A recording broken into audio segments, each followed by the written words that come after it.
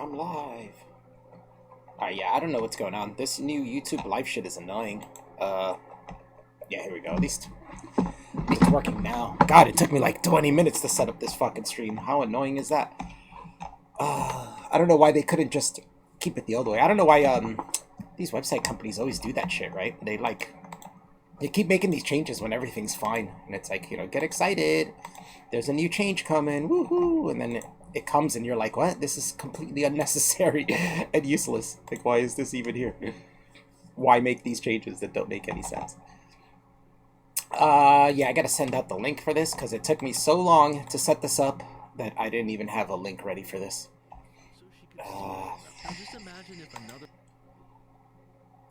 Nor do I have the chat open, so I don't even know if anybody's chatting in there. Probably not, because I haven't sent out a link. Let's see. Let's get to my control room. How the fuck you even know what channel? Oh my god. I don't know why they set this up like this. It used to be so easy. The dashboard for live streaming was really well set up and everything was on the page. Now it's like there's hardly anything on the page. I don't even know how to get the link for my channel. Like before, it used to be just on the dashboard. It would be like, here's the link if you want to hand it out. Now it's like it's nowhere to be found, and I actually have to go all the way to my page, to my channel, to load up this stream so I can get the link to fucking pass around. What a nuisance. I don't know why they ever changed it. They're like streamlining it, but instead of, by streamlining it, they're taking away all the important information you had on the original dashboard. And now they've left hardly anything on there. Alright, so let's look for my channel. Off banner.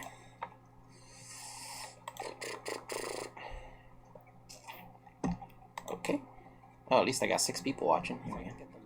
Oh. What's up, Gary? What's up, TJ? What's up, Pole Voter? Thanks for the super chat. Hey, Marina.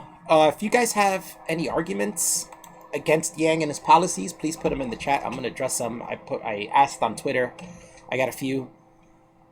And I saw a few when Devin put up a video about that Marianne chick and talked about Yang at the end, and a lot of people started arguing with us about it in the chat and in the comments, but that video got taken down, so I can't go back and look at them, but I'm gonna do some that I can remember off the top of my head.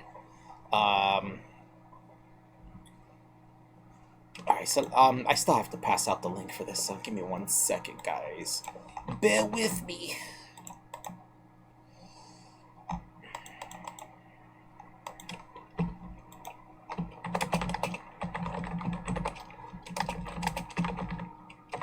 Okay, I'm streaming now about Yang.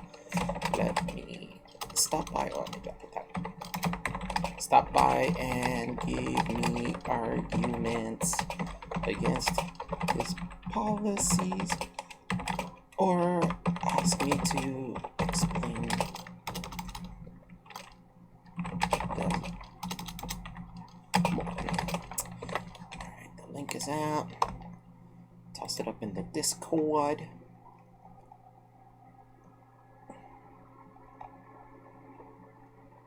Tonka's flying monkeys. Uh-oh.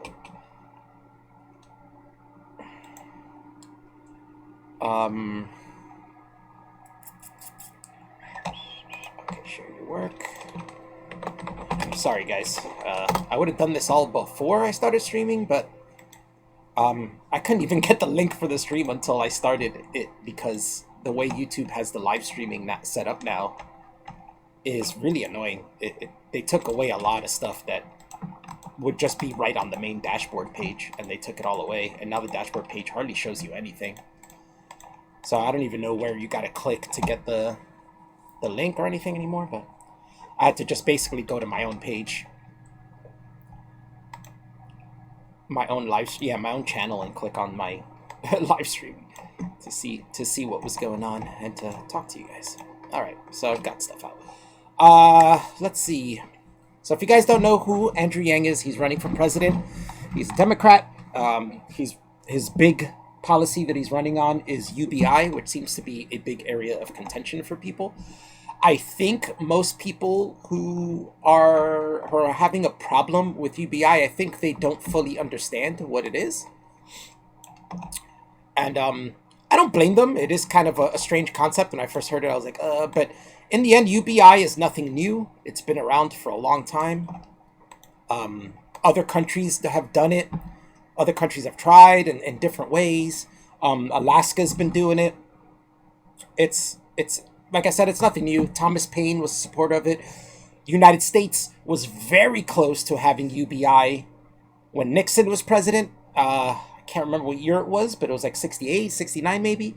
But it got past the House of Representatives and it got stopped at the Senate solely because the Democrats wanted a higher floor for it. Like, I don't remember. I don't know. I didn't look it up really, so I don't know what the base was that they were trying to push for UBI in 69. But if anybody out there knows, let me know. But I know it was stopped at the Senate basically because the Democrats wanted the floor to be higher. They said, the UBI is too small, let's raise it.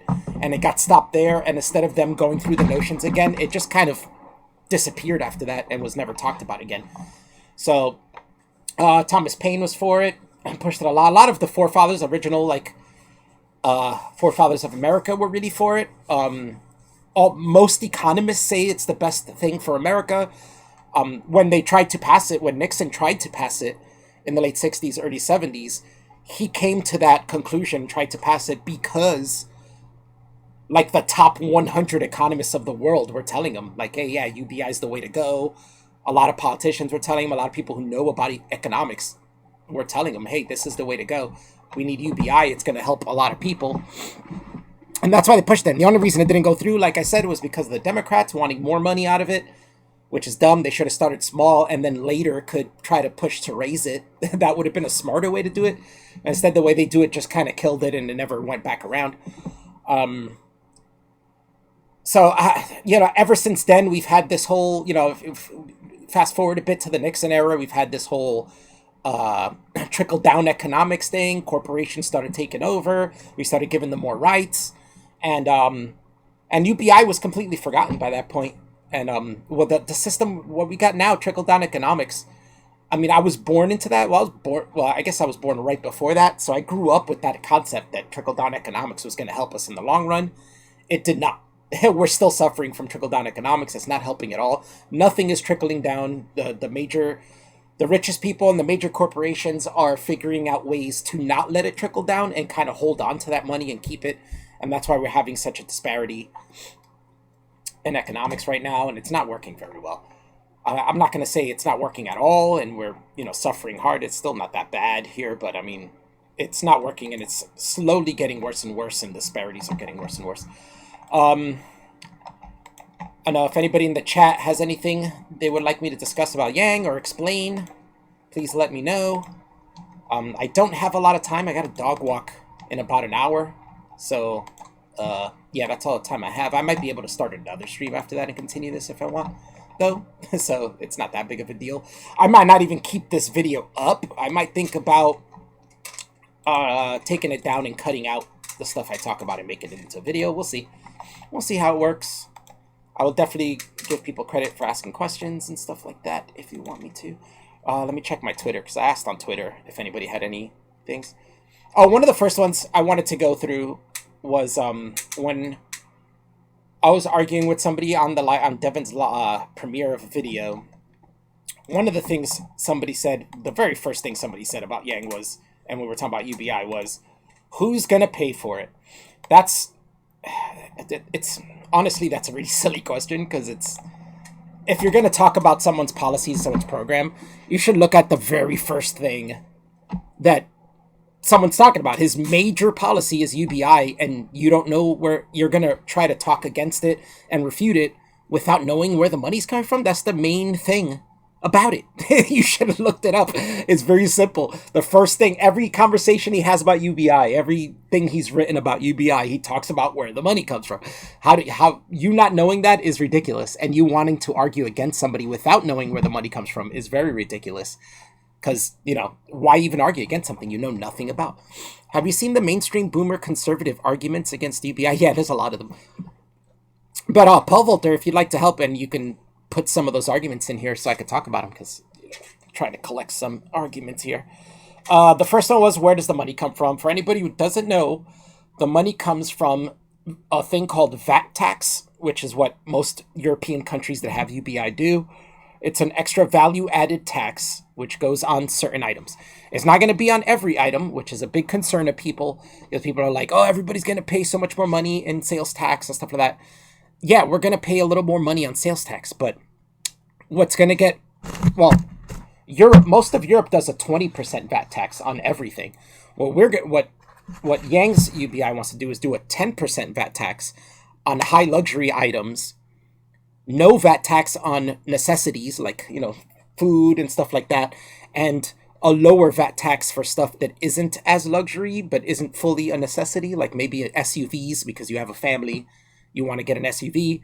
It's not necessarily a necessity, but it's also not a luxury either. So falls in between. That would probably be half VAT tax, so it might be like 5% or something. We do something similar here. I don't know if every state does this, but we do something similar here in New Jersey with sales tax. Food is not taxed, so that you don't get sales tax on most food. I mean, like home food. Like if you go to a restaurant or McDonald's or something like that, you do get taxed. You get full taxed on that. But you get zero tax on most food items and stuff. And most like stuff that's like maybe on the border of necessity and luxury gets half taxed, which is like 3.5% here, because our sales tax is 7%. So clothes as well. A lot of clothes does not get taxed here. Some do, some don't. But yeah, if you go to a supermarket here, everything there's going to be 3.5% tax to no tax. So we do something similar here. I know VAT tax can sound scary, but I think, the more lower wage people, they spend most of their money on necessities. So they're barely going to be paying into that. It's not going to affect them as much. Plus, they'll be getting that $1,000 a month. The VAT tax will affect mostly people who make huge purchases, like yachts and Porsches, Lamborghinis. Sorry, Marino, but, you have to pay extra. Oh, no, you're in Canada. Never mind. Never mind. Oh, let's see what these people say. What's up? What's up, Billy? So, yeah, so it's not going to affect everyone as much. Some people, a lot of people will be affected a lot less than others. What else? Oh, another thing is another thing that's going to help pay for it is that he wants to consolidate welfare or social systems, a bunch of them, disability, welfare. He wants to consolidate them because in the long run, if we have UBI, you're getting $1,000 a month. Most people on welfare aren't even getting $1,000 a month, so they would prefer the $1,000 over what they're getting from welfare, which eliminates welfare. So I think a lot of people on welfare are just not going to be on welfare anymore. They're not going to need it. They're going to have the $1,000. That already lowers a bunch of employment, or a bunch of money going out from the government to pay counselors and people who run welfare offices and stuff like that. Those places are gone. Those places will be gone. Slowly they'll start eradicating those, and the $1,000 a month will be better. Same thing with disability. People with disability, sometimes they get a little over $1,000 a month. Sometimes they don't. The thing that he says will help get rid of like welfare, disability, and all these things in order to go with UBI is that the UBI has no conditions, no questions asked. Welfare, you get a certain amount in cash, for money, for spending money and rent and stuff like that. And then you get food stamps, which, that's conditional. You're not getting $1,000, or you might get $1,200 altogether, but $600 of that goes to food. You know what I'm saying? And you can't spend it on anything but food. So somebody who's, say, getting $1,200 on welfare would prefer to just get $1,000 a month instead, because, that they don't have to worry about spending $600 on food every month. That has to be on that. There's no conditions to it. If I have to pay $20 in taxes in a month, then that's fine, since I get $1,000. Yeah, exactly, Blake. I think the only people who would be losing out on this is the very few, like, super rich people who buy multiple yachts, multiple high luxury sports cars and mansions and stuff like that. That's the people who are going to be getting taxed the most, paying the most sales tax. Granted, they're still getting $1,000 a month, but they'll probably end up paying more than $1,000 a month on those taxes. I think middle America will do like you said. They probably end up paying like $20 in taxes, somewhere around there, and but still getting back 1,000. So they're good with 800 a month. Alf, cool Alf. But what do Gavin McInnes and Crystalia think? I don't know. I guess you'd have to look that up. Honestly, I think Gavin McInnes would like Yang. I think, to me, like, knowing him, and we're close to the same generation. We like the same kind of music. I grew up punk rock like he did. I feel like he should like Yang. I feel like that would be somebody that would appeal to him. What's up, Devin? Why are you dodging the Alf Wrecker? I don't know. I'm not dodging him. He's not here. If he wants to give me an argument against the Yang. Another argument I got was inflation. People were like, oh, this is going to create crazy inflation. I hear lots of people saying this. Lots of people saying UBI is going to cause inflation because the money comes from nowhere. We're going to have to print out the money to give everybody $1,000. This is just not true. More people who have not looked into Yang's policy and how it works. As I just explained, it's a VAT tax that pays for it, and the consolidation of social services that will bring us millions of dollars, that will just save us millions of dollars. He has other things too that are going to cut corners here and there and get rid of like things that are unnecessary, and it will just save us a bunch of money. The other thing about UBI is if the VAT tax is specifically only for UBI. So say a huge business transaction happens. Amazon buys this other corporation, and it's like an $800 billion purchase. Well, they're gonna get VAT taxed on that. 10% of that is gonna go to the UBI system. So that means for that month, we're gonna get more. Everybody will get more than $1,000. I mean, it might not be a large amount over $1,000. Maybe it'll be $1,005. But the point is, the more VAT tax is getting paid within a month, the more that there is to spread around, and we'll get even more. TJ's here. What's up, Duran? What's up, John? It's just removing other government entitlements and just giving people cash instead. Yeah, exactly. That's how it works. We're getting rid of these systems that are for specific people and giving it to everyone. Which I don't see why people would not like this. You hear a lot of Republicans arguing about... Shit, I got my wrong mic on, don't I? Okay. Let me know if the volume's good. I'm not even sure which mic I have on.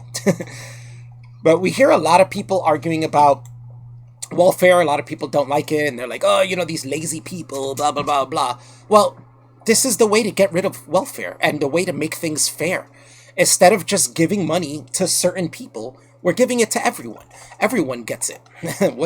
So it works out really well. Like Duran said, it's actually more of a conservative platform than anything. Pretty sure any hardcore Tea partner will be favored. Yeah, he does get a lot of Republicans in his favor. Fox News loves him. He's gone on Fox News a few times, and they always have a big smile on their face. They don't really argue against him very much. They're like, wow, you're pushing this off the wall kind of crazy idea, but it's they like it. They have a big smile on their face. They're like, oh, it's pretty cool, And he's turned a lot of conservatives.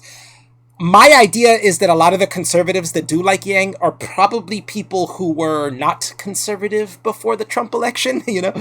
The Trump election did, the shit that happened during that election did turn a lot of Democrats towards the conservative side, which is ridiculous to me, but I mean, it happened. And I think Yang is kind of pulling those people back. There are also a lot of Republicans who did vote for Trump and were disappointed by his presidency. I've seen that a lot. At least a year into his presidency, I saw a lot of videos of people saying, I'm disappointed with him. I thought he was going to do this and that. He hasn't done shit. So, I mean, those are their opinions. So don't come at me with, Trump did this, that, what are they talking about? Go argue with those people. But in the end, I think those people are turning over too and liking Yang. He's very different from all the other Democrats, which makes him really fun and refreshing. We're not hearing the same arguments. I really like that he does something new. All the other Democrats, I mean, since in the last 40 years that I've been alive, I feel like Democrats have been talking about the same things over and over again, trying to solve the same problems over and over again. but it's not getting solved. And it's just over and over again talking about, oh, well, I'm going to do this, and I'm going to bring in healthcare, and I'm going to do that, and I'm going to do this, and then it doesn't happen. I mean, Obama got healthcare through, but it's not a great healthcare. We could do way better than that. But at least he got it through. That's a start. But it's been too slow. At least we have this guy who's coming in saying new things and saying, hey, look, we could do this and this will help us better. UBI would help with the healthcare. If you got healthcare and it's not that great of a healthcare, well, you're getting another $1,000 a month. That'll help you out. You got new families, like I got friends who just had twins. That would $1,000 a month would help them so much. You know what I'm saying? Or even if they didn't need the money at the moment, they could put the $1,000 a month into a bank account and save that up for their twins to go to college. Sending two kids to college at the same time because they're twins is gonna be fucking crazy expensive. So $1,000 a month for 18 years would really help that out. Alfbeni, isn't Andrew Yang for partail reparations for blacks? I don't think so. He didn't he kind of danced around. He went on the route. Obviously, he wants to get as much exposure as he wants and as many votes as he can. I meant he can, yeah. He wants to get as much exposure as he can and as much votes as he can. So he's going to try to pander a little bit to companies, but he never right out said he's for reparations for blacks. First of all, UBI kind of works in that sense. You don't even need reparations then because, all black people are going to be getting $1,000 a month, just like every other American citizen. So I don't see the point in that. He did go on the route and he said that it's, reparations is important and that's something we need to work on for the future, which I think that's something where he's saying, I don't want to run on that and I'm not really interested in that, really is what he's saying. And he's just playing the game so that people look at it and they say, oh, well, in the future he'll look into reparations. I personally, UBI would be the reparations, I guess. Or if hey, fuck it, you want to give black people a little bit more? Go for it. I don't know. It doesn't really matter, I think, at that point. Once you're getting $1,000 a month, does it really matter? You can't use the excuse of generational wealth anymore. You can't say, oh, we were being held down before this. My families before this were being held down, and that's why I'm broke. You can't use that anymore because you're getting $1,000 a month. And that would help you kickstart a new life and work your way. If you save that, you can make a good amount, $12,000 in a year. Live the same you've been living before UBI for a year and save that up, and you'll have $12,000 in your hands by the end of the year to start a new life. Move out of that city you live in, move out of the ghetto, start a business, whatever it could be. $12,000 is a lot of money. You could do pretty good with that. Somebody handing me $12,000 right now, shit, I wouldn't even be here. I'll be out. Because government bonds suck compared to free market. Yeah. Well, Durin, you're in Canada. Do you know anything about when Canada tried UBI? I know they tried it for a while and then stopped it, but I don't know why they stopped it. And I heard it was going pretty well, so I don't know. Alaska does it now. It's going well there. They get $2,000 a month. I don't know if UBI goes through, if they'll get an extra $1,000 on top of that, or if they'll just keep their $2,000 a month. Either way, it goes well there. The left made the majority of the left Republican, me included. That's stupid. If you turned Republican because of the left, that's dumb. What should have happened is you should have stayed exactly where you were and continued to be the Democrat that you were while the rest of the Democrats went further left, which is what happened to me. I got stuck where I am, and basically all the Democrats abandoned me and moved further to the left. But I didn't move. I didn't go further right. I just stayed where I was, which makes me still left, which is what should have happened with you. I don't understand why your policies and ideas changed and went further right instead of just staying where they were. I did not vote for the clown in office, but I am hopeful Yang has a chance if the Dems don't run another white-hating PC day. Yeah, I agree with you. But I can look... Really, I don't like the whole PC, white-hating bullshit. But if those people had good ideas and good policies and we're still doing that, I could probably look past that. My main goal and main reason of looking at politicians is quality of life. I don't have any other things that I care about more than that. That's the main priority. If somebody's coming in and preaching about quality of life, have policies that would raise the quality of life for all Americans, that's who I'm voting for. That's the right thing to do. Don't care about all these other things like, foreign affairs and politics. Social things should definitely stay out of politics.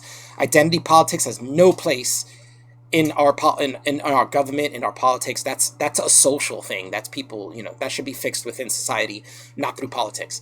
Let's see what else we got here. Thing is, if you give a little bit, they'll want even more, and they'll want more than what someone. Yeah, but you can let that happen. I mean, if they want more, they want more. They're not going to get more unless people are spending more money on the VAT tax. The VAT tax is set.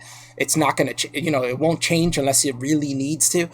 And people vote on it and all this stuff. So that's not going to happen. They can want more money all they want. It's never going to happen. Because they'll punch the same cards to infinity. Blah, blah. Is Yang pro-Israel, anti-Israel? Doesn't matter to me. I don't know which one he is. That doesn't really matter to me. Because I don't live in Israel. So, like I said, I care mostly about quality of life. Yeah, it failed because people didn't want it to work. That's a tough one. I remember something about someone shutting it down because they were against it in the first place. They didn't even. I don't think it even went long enough to know really if it worked out or not. But I think Andrew Yang did use this as an example of UBI, saying that because a lot of people say people won't work. That's another argument against it. Oh, people are going to be lazy. People won't work. But when Canada tried UBI, I think the rate of workers, of employment, actually went up a bit by 4.4%, I think, something like that, instead of going down. So in most cases, I think, where countries have tried UBI, the work rate has either stayed the same or slightly gone up. It never drops. So I don't think that's true. $1,000 isn't enough for you to quit your job and do nothing. Plus, those $1,000 really just help you out more. It makes you advance more. I think people enjoy that. And I think it gives a positive idea in your mind that every month you're getting a check for $1,000 from the government. It shows that the country cares about you. It shows that the country's investing in you and corporations are investing in you. I think that's always a positive thing. $1,000 per month would pay my mortgage payment. There you go, Blake. That would help me out too with mortgage. I pay mortgage, property taxes. It's a burden. It's a hard burden. And I was never even a person who made a lot of money. Grew up a poor kid. I make decent money now, at least enough to get by. And but yeah, I kind of just inherited this. I didn't really want a house, but I just got it from my parents. So I mean, yeah, when I gotta pay for shit, I gotta pay for shit, and that's I gotta make things work, and that would help me out a lot. Yeah, give me a lot of free time, a lot of more less stress and stuff like that. Did you put you on the Yang? No, we kind of got on it together. We have a friend who was pushing Yang a lot on all of us, and we were kind of just ignoring it because it was way too early. And we're like, oh, it's too early to think about who we want for, office and this and that. And we kind of just ignored it. But little by little, we would see, like, he constantly dropped articles and videos on Yang. Little by little, we started watching them and being like, yeah, this guy's pretty cool, blah, blah. And then by the time we saw who all the other candidates were, it was like, yeah, Yang. Like, there's no other way. Everybody else is pushing identity politics and all these, and saying all the same crazy shit that Democrats say. Well, not crazy, but all the same things Democrats say. That he ended up being the only new, refreshing candidate the Democrats had, and was not falling for the same old identity politics bullshits everybody else has. Is Yang pro? Oh, I've read that already. No, read that already. But there were also a lot of opportunities with young people to begin with. Did not turn Republican, boss. They call me, right? Oh, you're talking about what people call you. Yeah, don't listen to that. Those people are idiots. Anybody who's even slightly right of them is far right to them. So, but meanwhile, you're still where you were. So, I would love UBI because then I could do my dream job, a professional gay F. That's what you want to do. There's another argument as well I'd like to address. What people are talking about, people being lazy. I already told you the data shows that people won't be lazy, and it'll be the same thing. But what I want to say is, lazy people are lazy. They will continue to be lazy. They're lazy now. They'll be lazy after UBI. There'll always be those lazy people who don't want to work and do whatever they can to work. For me personally, I say, who gives a fuck? Let them. You know what I'm saying? Let them be lazy. That doesn't affect me in the slightest. Has nothing to do with me. People don't want to do shit. Let them not do shit. I think it's really strange the conservatives care about that much, that they're always like, welfare makes people lazy, blah, blah, blah, nanny state, blah, blah, blah. Who gives a shit what it does to other people? Worry about yourself and your quality of life. If people want to live lazy, let them live lazy. Who gives a shit? Why does that bother people? I don't understand. Maybe because you work so hard, but you're earning what you earn from working so hard. Those people ain't earning shit. They're being lazy and living shitty. And they're comfortable with living shitty because they'd rather be lazy and live shitty than work hard and live good. So let them suffer their own problems. Like people who are lazy have problems. If people want to encourage that, then they encourage it. Fuck it. It doesn't mean anything to you, and I don't see why that would affect anybody's who they vote for or something. Like, I'm not voting for this guy because this policy is just gonna help lazy people be lazy. Okay, so what? Let them be lazy. I don't get it. Lazy people suffer problems. They're not just living a lap of luxury. You know what I'm saying? $1,000, and maybe some of those. You have people who are on welfare, right? I know there's a stereotype that all of them are lazy and don't want to work. Not true. Some of them are really going through dire straits and need help. And it does help them. All that's going to be gone. So the people who are lazy now are going to still be lazy, and the people who need the help from this $1,000 a month are going to get it. It works out. I'd rather accept some of the bad in order to get some good, like with welfare, right? My mom was on welfare. Me and my mom were homeless. My parents got divorced. My mom could not stay in the house with my dad anymore after they decided to get a divorce, so she left. She had nowhere to go. She was homeless. I had an option of staying with my dad in the house or going with my mom and living on the street. I chose to go with my mom. I didn't want my mother out there alone in the streets. I wanted to be out there and try to protect her. I was still a kid, but I thought that would be the best idea. And that's what we did. We slept in park benches. We slept at some of her friends' houses, and eventually couldn't stay there anymore. But my mom, when my parents were together, my mom had a part-time job so she could take care of us. So after that, a part-time job isn't going to cut it for her to get her own place with her son. You know what I'm saying? So she had to go on welfare. We were on welfare for a couple months. It helped us get an apartment. It helped us eat. It helped us, live not on the street anymore. We spent some time on the street after getting welfare, and, after going through the red tape of it and finally getting some money, we got a place, we got food. And eventually my mom got a full-time job where she could, support both of us and have the place. So we left welfare.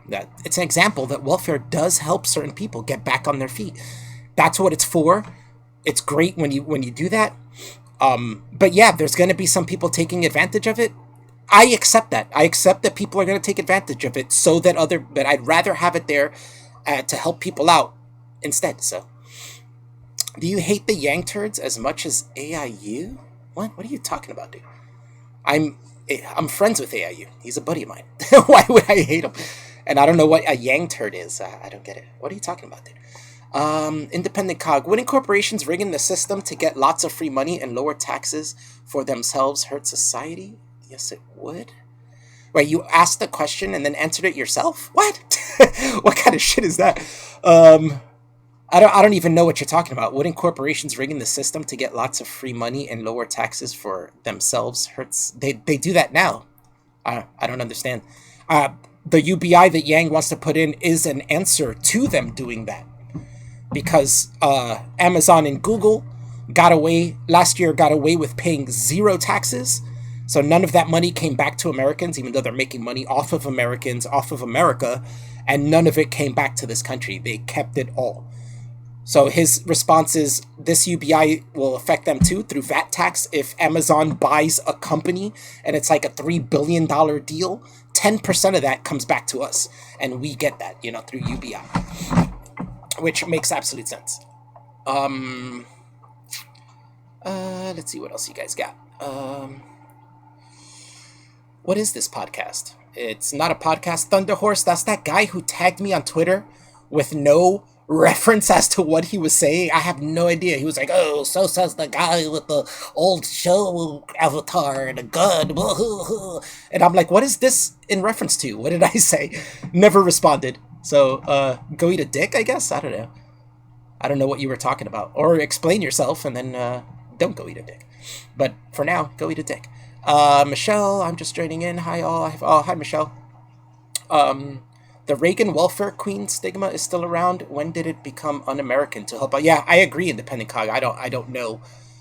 It slowly happened. The Republicans, little by little, were pushing that people on welfare are lazy and this and that, which, you know, in some cases is true. But like I said, you have to take the bad to take the good. Like, we're helping some people out.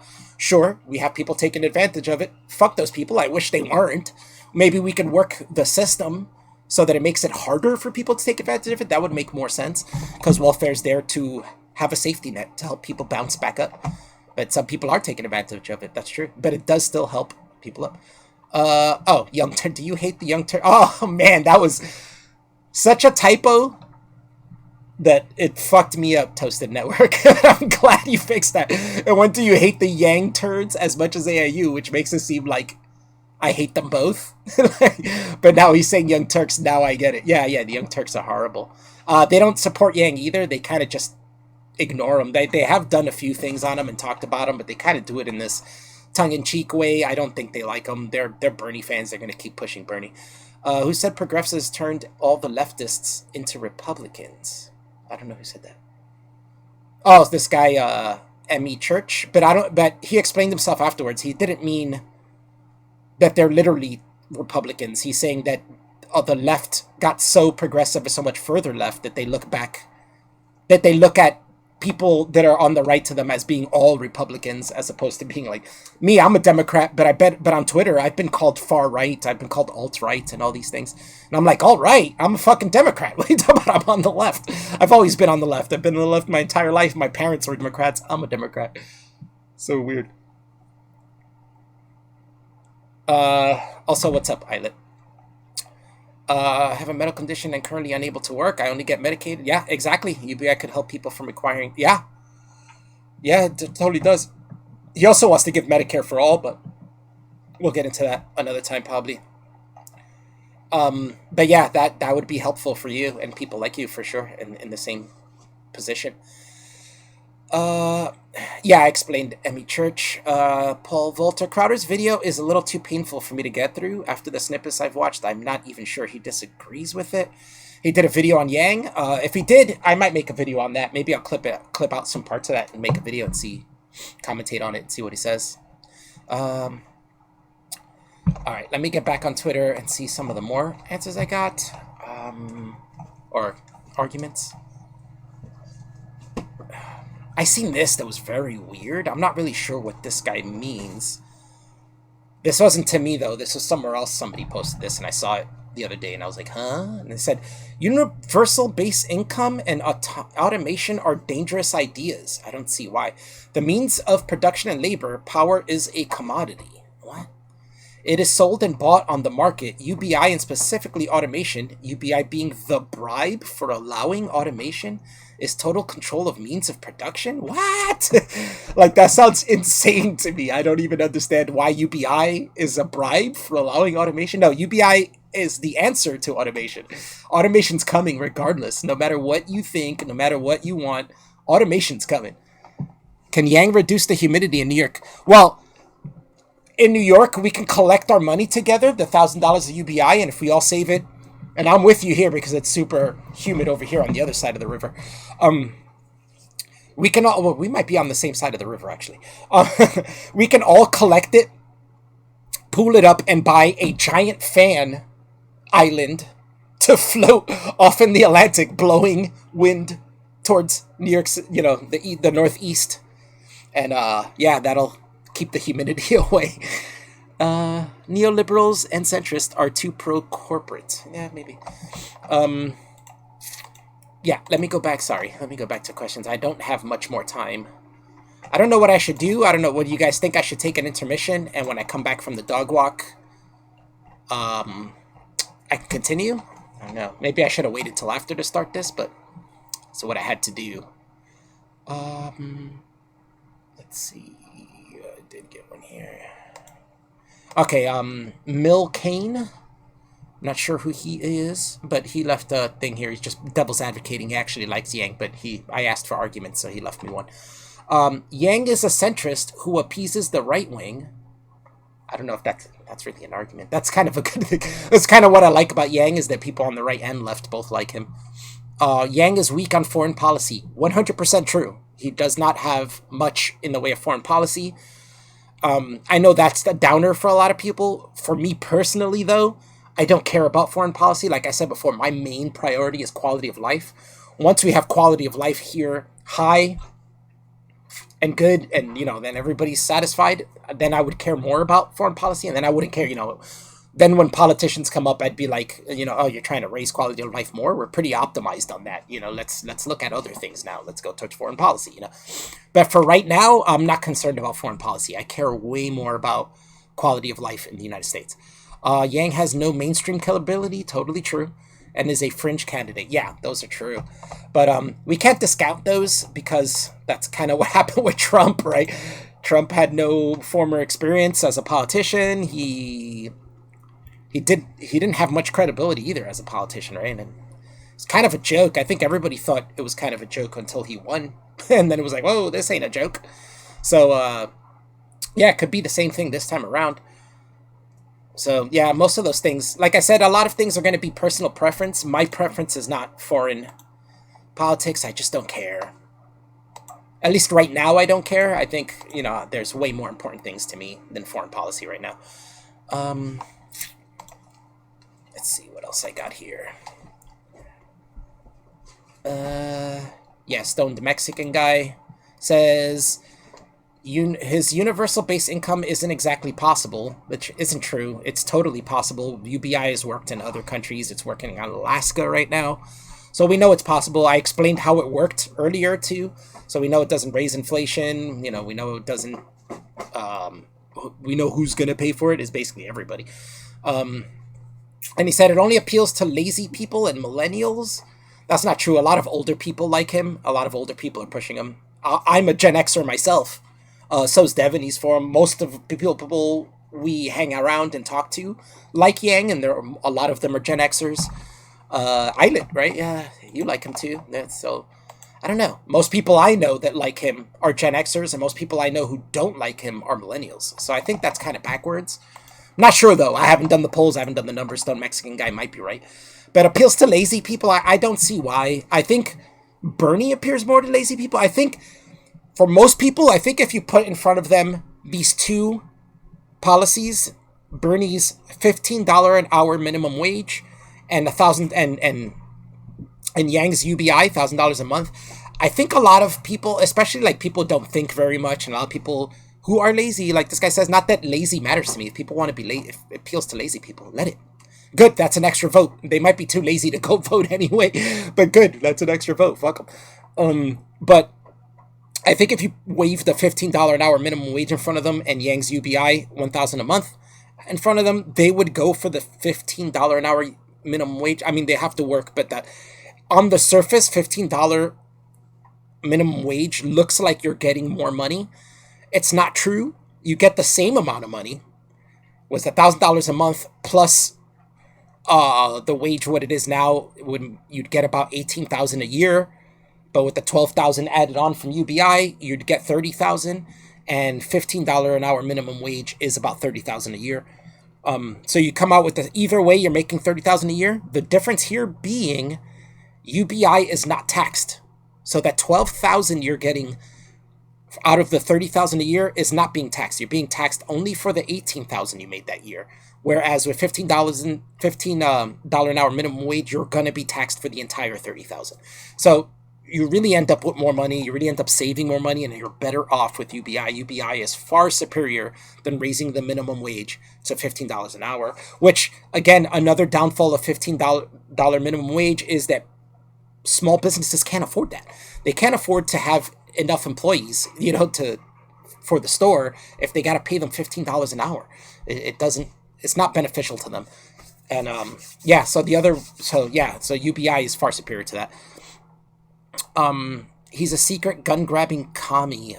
I think he's just saying as a joke, because he hasn't said anything about guns or communism, I don't think. So I don't think he's addressed those.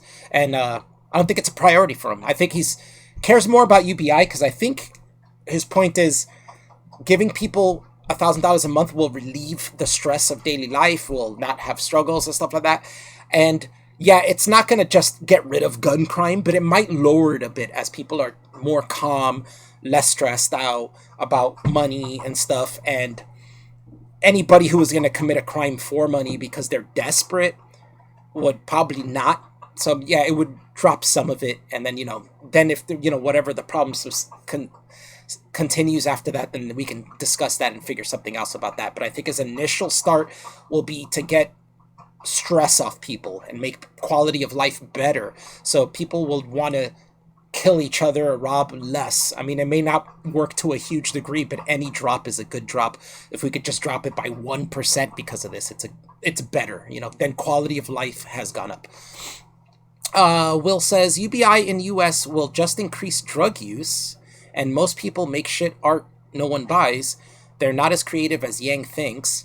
UBI more likely can work in plus 80% white areas like Alaska and some EU countries, and early tests are not looking that good there either. The drug point you'll see as a plus. Yeah, maybe I don't see it as a plus. I don't care if people increase their drug use. That doesn't affect me. I don't think it'll affect most people. I think some people might actually drop their drug use, because a lot of people do drugs and drinking and alcohol to relieve stress. They work hard. They're stressed out all the time. Money's getting short, so they need some escape. But if you're not as stressed out, you're not going to escape as much. I think it's been shown that in European countries where they've done UBI, that drug use has actually stayed the same or decreased. It never really went up. So I don't think that's an issue. We'll read about that later. UPI more likely work in 80% white. I don't agree with that, but that's his idea, I guess. Early taste not looking good there either. I guess he'd have to give more reference to that, because I'm not really sure. It's hard to argue against that without knowing what the reference is. Eilert says he's a Chinaman. Yes, he is. I don't know if that's an argument against him or for him, because it might be an argument for him. At least to me, it seems like an argument for him. Asians have, on average, the highest IQ, so... let's see. Will, again, he's 30 to 50 years too early. We have 6 to 7 million job openings. People just have to move where the work is. Yeah, this is one I can argue against really well. First of all, 30 to 50 years too early? No. UBI was we were basically supposed to have UBI in the late 60s, 70s. He's actually 30 years late. And that's why he's come out now, because he's like, we should have had UBI already. We were supposed to have it in the 70s, and the Democrats shut it down, which is funny, because they only shut it down because of how much money was given out. They wanted more money given out. And it's funny that the Democrats are the ones who ended up stopping it, when it's a Democrat now who's trying to get it out. Like he's making up for Democrats fucking up in Nixon era with Nixon's UBI and fucking that up. And he's like, hey, look, we fucked this up 30, 40 years ago. It's time for us to fix this, We have 6 to 7 million job openings. People just have to move. Great point. I have a great argument for that. $1,000 a month will help people move to where the jobs are. 100%. Right now, there's people who are trying to save up to move, can't move. They're living check to check on a shitty job, knowing that there's a good job they could have on the other side of the country, or, in the mid-country, and they're living on the east. And they just struggling day to day, living check to check, trying to save that little bit so they can move out there. And it's taken them a very long time. Maybe they would do it eventually. That $1,000 a month would totally help. A month or two of that, they have $2,000. Very easy to move with $2,000, would help you very much. Let's see. Move where the work is not fill the jobs with immigrants and keeping wages low. Yeah, again, immigrants are keeping wages low. Wouldn't matter if you're getting an extra $1,000 a month. America is about pioneering spirit. Leave your home and find. Yes, I agree. But the way it's set up now, you need a good amount of money to do that. You can't just pack up your stuff and leave if you don't have the money to do it.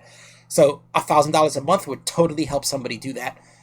That's one thing Yang has talked about, that he thinks that $1,000 a month will help people move to areas they want to move to, help them move to where they think they could find a better job and stuff like that. That's one big help. It also helps people who are just moving out for the first time. An 18-year-old moving out for the first time, $1,000 a month, he just starts getting it at 18. That would help him out a lot. That person would, get an apartment, move on. A lot of people end up coming back to their parents because they can't make it out there. This $1,000 would just keep them at that level, where they are above failing, and give them a little longer to try before they have to move into their parents or succeed, Leave you home and find. Okay, we did that already. When robots do plus 70% of the work, then UBI. Why not now? If it's going to happen already, you can't. It's silly to say when robots do 70% of the work, then UBI. It's too late for UBI at that point. 70% of the work, way too late for UBI. Tons of people will have suffered for decades by the time we reach 70% of the work.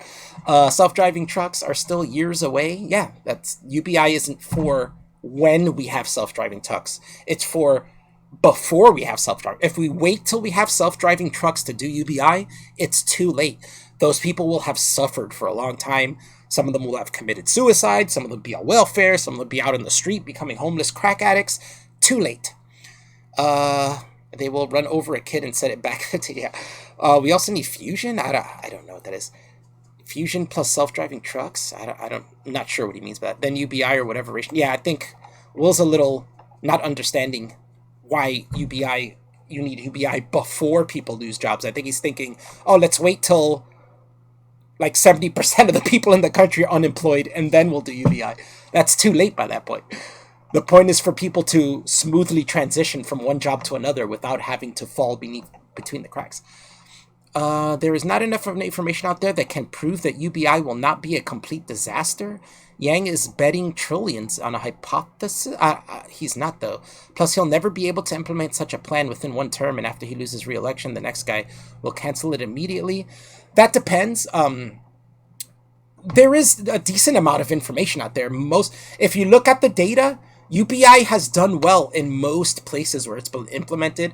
A lot of the arguments against it have been proven wrong with the data, like how people will be lazy when it's actually most places that have tried UBI actually showed that employment went up a tiny bit or stayed the same. So it didn't cause more laziness. It actually just really stayed the same because, like I said, people who are lazy are going to be lazy. It doesn't, giving them money isn't going to change that, People will still be lazy. It's not enough money that people can be lazy. Sorry, I haven't been reading the chat. Let me finish with this guy, and then I'll come back to the chat, and then I might have to put this on pause while I go for a walk and come back 30 minutes later. But let me finish reading. This was Alex, by the way, my buddy.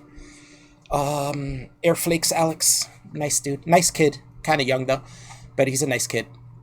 Like I said, there's not enough information. There's plenty of data out there. Check it out. Will not be a complete disaster. Not saying it will be a 100% successful, but it definitely won't be a 100% disaster. Most places that have had tried UBI, even the ones that have stopped using UBI, it was not a disaster. It just wasn't what they wanted it to be, really. But regardless, it was never, no place has tried it, and it's been a total disaster. Yang is betting trillion. He's not betting anything. Yang is asking people to chip in and circulate money, not just people, but corporations, everything, entire United States, to pay a little extra sales tax on certain things so that we can circulate that money and give everybody $1,000. There's no bets going on here. There's no gamble at all. So that's kind of wrong. And it's not a hypothesis. I mean, it's been tried. He's done the math to make it a little better customized and suited for the United States. But we have plenty of people in this country. We have plenty of money and corporations, and we can easily do UBI without worrying about losing anything or damaging anything. It doesn't work. It doesn't work. We could just stop. Canada did it. Canada did UBI and then stopped it, and it didn't do any. It didn't cause any damage to the country for trying it. It's worth it to try things out, especially if it's not going to cause any damage either way.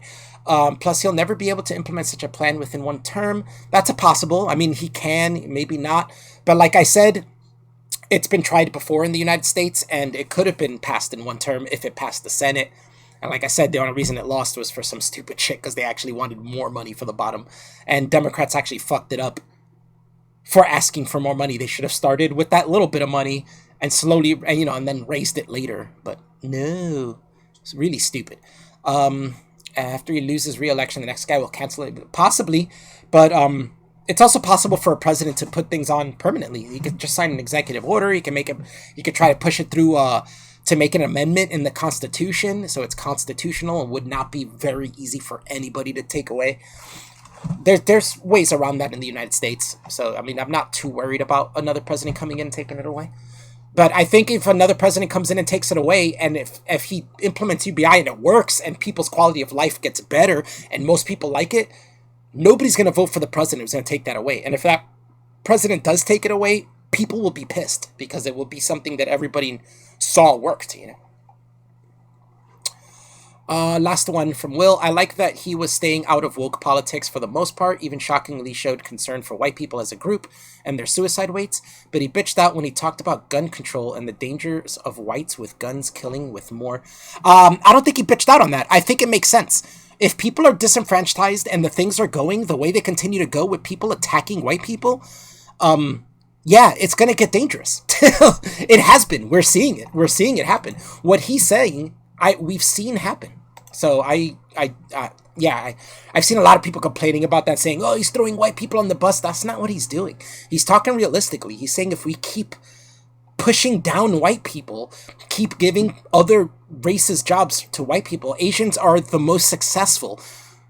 That's going to look bad, and white people are going to start getting upset with Asians, with black people, with other people. It's happening now. We're seeing it. And it's not because of white people. It's not blaming white people. It's blaming all of society for looking at white people as the enemy and pushing them and pushing them and pushing them. When you bully somebody enough, they're going to fucking snap. And that's what he's talking about. He's like, dude, we keep bullying white people, they're going to snap. This is why we're seeing white people attack fucking schools and synagogues and stuff like that. It's not specifically, I'm not saying it's specifically because they're white people, just like when we say black people commit the most crimes. We're not saying it's specifically because they're black. You know what I'm saying? There's a reason behind these things. And this is what Andrew Yang is saying. He's looking at society in the United States right now and seeing that there's a really big fucking dump being taken on by the minorities on white people. They're taking an enormous dump on white people. He's saying, hey, we need to stop that because this is going to get dangerous. Would like to see him really blah, blah, blah. All right, let me get back to the chat. Sorry, guys. But that was most of the arguments given to me on... let me move up on Twitter. Let's see. I see Toasted Network said a lot. Blah. There's mostly people talking about giant robot dehumidifier. Hell yeah. Yang also wants to nullify and fix the situation around student loan debt. Yeah, it's not a concern of mine. I don't have student loan debt, so I don't really care. I think it's kind of unnecessary, and I think maybe he will see that if he becomes president, passes UBI, I think he'll see that getting rid of student loan debt is unnecessary. If you're giving people $1,000 a month, I think they could cover their debt with that, and it's not as much of a problem. But he might want to lower or fix how schools charge students. They charge way too much, and it's for stupid shit. He might want to do that and switch it back. That might work. Like, that might make sense, and he might want to make it retroactive so that it does alleviate some of the school debt. But I don't care if a politician comes and says, I want to get rid of student debt. I'm not against that. I don't give a shit. I don't give a shit about that. It has nothing to do with me. If that raises quality of life, so fuck it. Let them have it. You know, it just doesn't matter to me. Blah, blah. Trump had all the media dying to put him on the air. Yang doesn't have that. Yeah, Yang needs to push himself more. But he is doing a good job of going on every show, regardless if they're against him, for him. It doesn't matter. He goes on there and he does his best to explain who he is and what his plan is. Yang needs a reality show. 100% agree. Trump sucks at foreign policy too. Most of the world thinks of us. Yeah, I agree. You're 100% right. My 65, 76-year-old parents like him a lot. Yeah, I think older people like him. And your parents being 65 and 76 probably remember when Nixon wanted to pass the UBI. So they probably, I think a lot of people looked favorably upon that at the time. And it wasn't until after Reagan that people started looking down at stuff like that. Yang is Gen X. Yep, he appeals to Gen X identity politics. Gen X identity politics? In which way? But I do agree he is Gen X and does appeal to Gen Xers. I think we have similar thought patterns, being raised around the same time. Many people in urban areas are lazy because of welfare and begin single moms because it is easier to get welfare if you are one.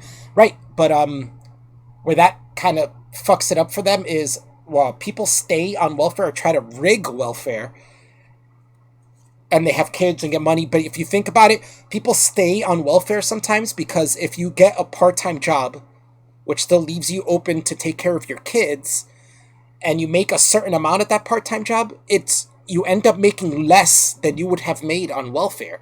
So welfare, in a sense, in some ways, especially for poor people, is incentivizing them to stay on welfare, because the welfare, especially per kid, is giving them more money than them going out to get a job would, especially with no education or skill. You're going to get a low wage job at minimum wage, and it's not going to cover the amount you're getting from welfare. So it's better to stay on welfare for them. That's the wrong initiative you're giving them. With UBI, they get $1,000 a month. They can get that UBI and also work that minimum wage job. And hence, and then, so what they're getting is that minimum wage money that was less than that welfare money, but plus another 1,000 every month, which would be better. In that case, that person would want to leave the welfare and say, well, welfare is giving me 1,200, UBI gives me 1,000. But if I get this job, I can't get that 1,200 from that welfare, but I can switch to this UBI, get 1,000 and get that job, and now I'm making like 1,800 or 2,000 a month, Well, definitely worth it in that case. Do you think we should get rid of the income tax and replace it with a value added tax, because the income tax makes people try to earn less money? Those don't equate. Income tax is a yearly annual tax that you pay, or at least gets taken out your check slowly. Value added tax isn't taken out of your check. It's a sales tax. It's a tax you pay every time you buy something, for some things, not necessities and stuff like that. But yeah, those don't work the same. You can have both. I mean, there's not much I can say about that. Those don't really relate to each other. Wouldn't UBI cause inflation? I asked this before. Will not cause inflation. The money is circulated money. You don't have to print more money. Inflation is caused by us printing more money. The last bailouts we did to the bank printed out shit ton of money, and that fucked us up. So we're not printing new money out with UBI. We're circulating money. Crowder's video on UBI, episode 494. Okay, cool. Thanks, Paul Volter. Let me copy that so I can check that out. It's getting kind of late. I gotta get going. So, let me see. Inflation can be good, but there's no inflation with this though. So if you have a lot of debt and own a home, inflation's a good thing. Blah, blah, blah, blah. Would the UBI be the same in every place in the country? Yeah, $1,000 to every American citizen every single month over the age of 18. No questions asked, no stipulations on that. That's what we're getting. That's what we would be getting. That's it. It doesn't matter if you're super rich or super poor. $1,000 for everybody over 18. Statement is $1K a month per adult. Yeah, 1,000 in Southern Colorado is way different. Yes, I agree, but that's what we're getting, and it's what's fair. And that's why I like it. I think it's fair that everybody gets the same amount. That's why people bitch about welfare and saying, oh, these people are getting lazy. I'm paying this money and they're using it up for nothing, getting free money when I'm working hard, and then the government's making me pay. Well, in this case, everybody's getting the same amount. It's split evenly. The VAT tax would be split evenly between every single United States citizen over 18. Completely fair. And I think that's the only way it could work and be fair. Honestly, changed my mind about UBI because my two oldest sons, 2022, and they're finished school and working, and with more money, they could do more to get ahead. Yeah. It would definitely help out younger people. Like I said, if you're 18, you want to move out of your parents' house, your parents want you out maybe, this $1,000 would definitely help those people. It would be very nice for them, and help them get their start in the out in the world by themselves. I think the government should stop insuring those student loans because it basically raises the ceiling for the tuition. Yeah, that's part of the stuff that Yang talks about, is that they do shady things to get more money off of the students, and he wants to get rid of that. Student loan policies. Yeah, that's definitely a person. Ferris hated to get off. So, you know what? I'm gonna keep this live stream running. I guess some of you are gonna leave and stuff. Sorry. But consider this an intermission. I'll be back in like 20, 30 minutes because I don't want to end this. I want to keep talking about this. So let's consider this an intermission. I will be back, 20, 30 minutes.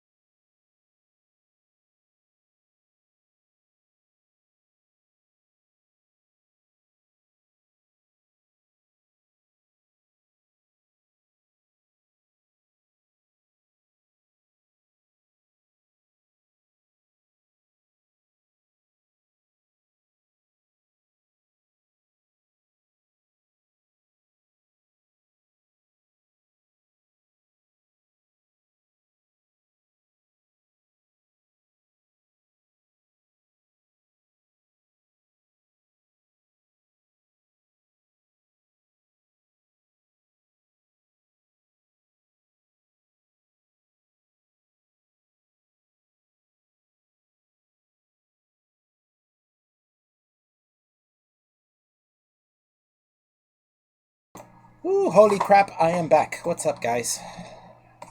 Thank you guys for your patience. Thank you for waiting. I lost about 10 viewers, but I'm back. Whew, anybody still there? Let me know in the chat. I was thinking about a couple of things to go over, but let me give it a second for people to come back. Maybe I'll post it on Discord that I'm back. Oh, I have somebody in the stream with me. Okay. Who is H Family Dad? What? Alright, well, I had somebody in the chat with me in my Discord chat, and I didn't know who it was, so I kicked them out. I moved them to a different channel. I'm like, what are you doing in my stream channel? I don't know who H Family Dad is, but he was in here. So, let me tell people the stream's back on Discord.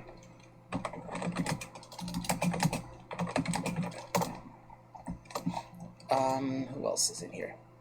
Was he talking? I don't. Oh no, I think I had the desktop muted anyway. So even if he was talking, I don't think it came through to the stream. So I was gonna say, was somebody just on my stream talking? Was that something that was going on? Taking over my stream, fucking pirating my shit.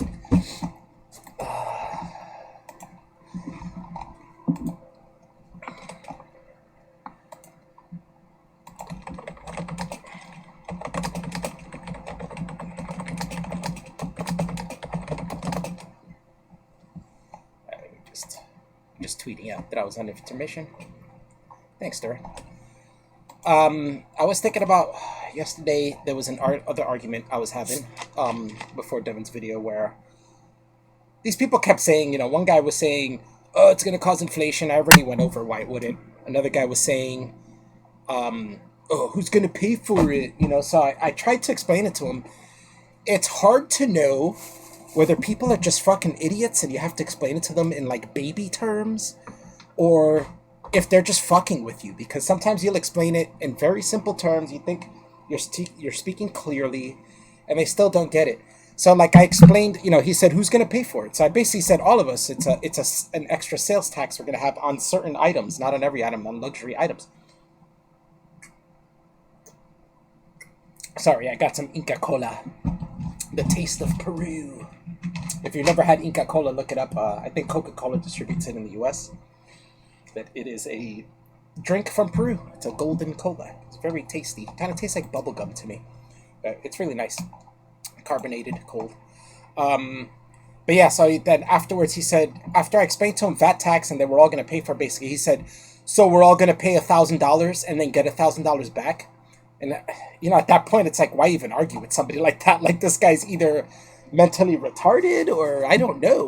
Like, how does that make any sense to you to say that we're all paying like a sales tax to get the money circulated, but we're all paying $1,000 to get back $1,000? You think that's how sales tax works? You think we all pay the exact same amount in sales tax? Like, how does that, it just doesn't make sense. I think these people, sometimes I think these people are just really mentally retarded, or just people you really need to explain things to very well, like, like I said, in baby terms, like.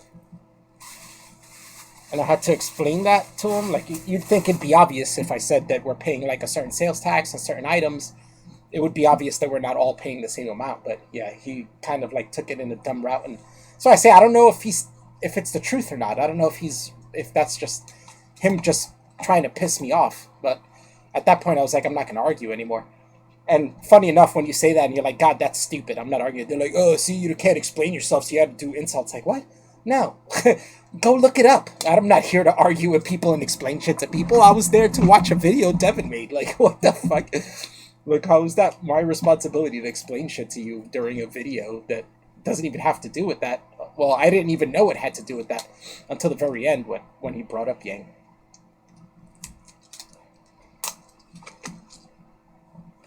I don't know if anybody else is here besides Durin, but if anybody got any other else, I like to talk. I kind of see where he is coming from. Instead of paying your full tax, why not just have $12,000 guaranteed to be tax-free from your income? Because that's once a year. That's not going to help people out monthly, month to month.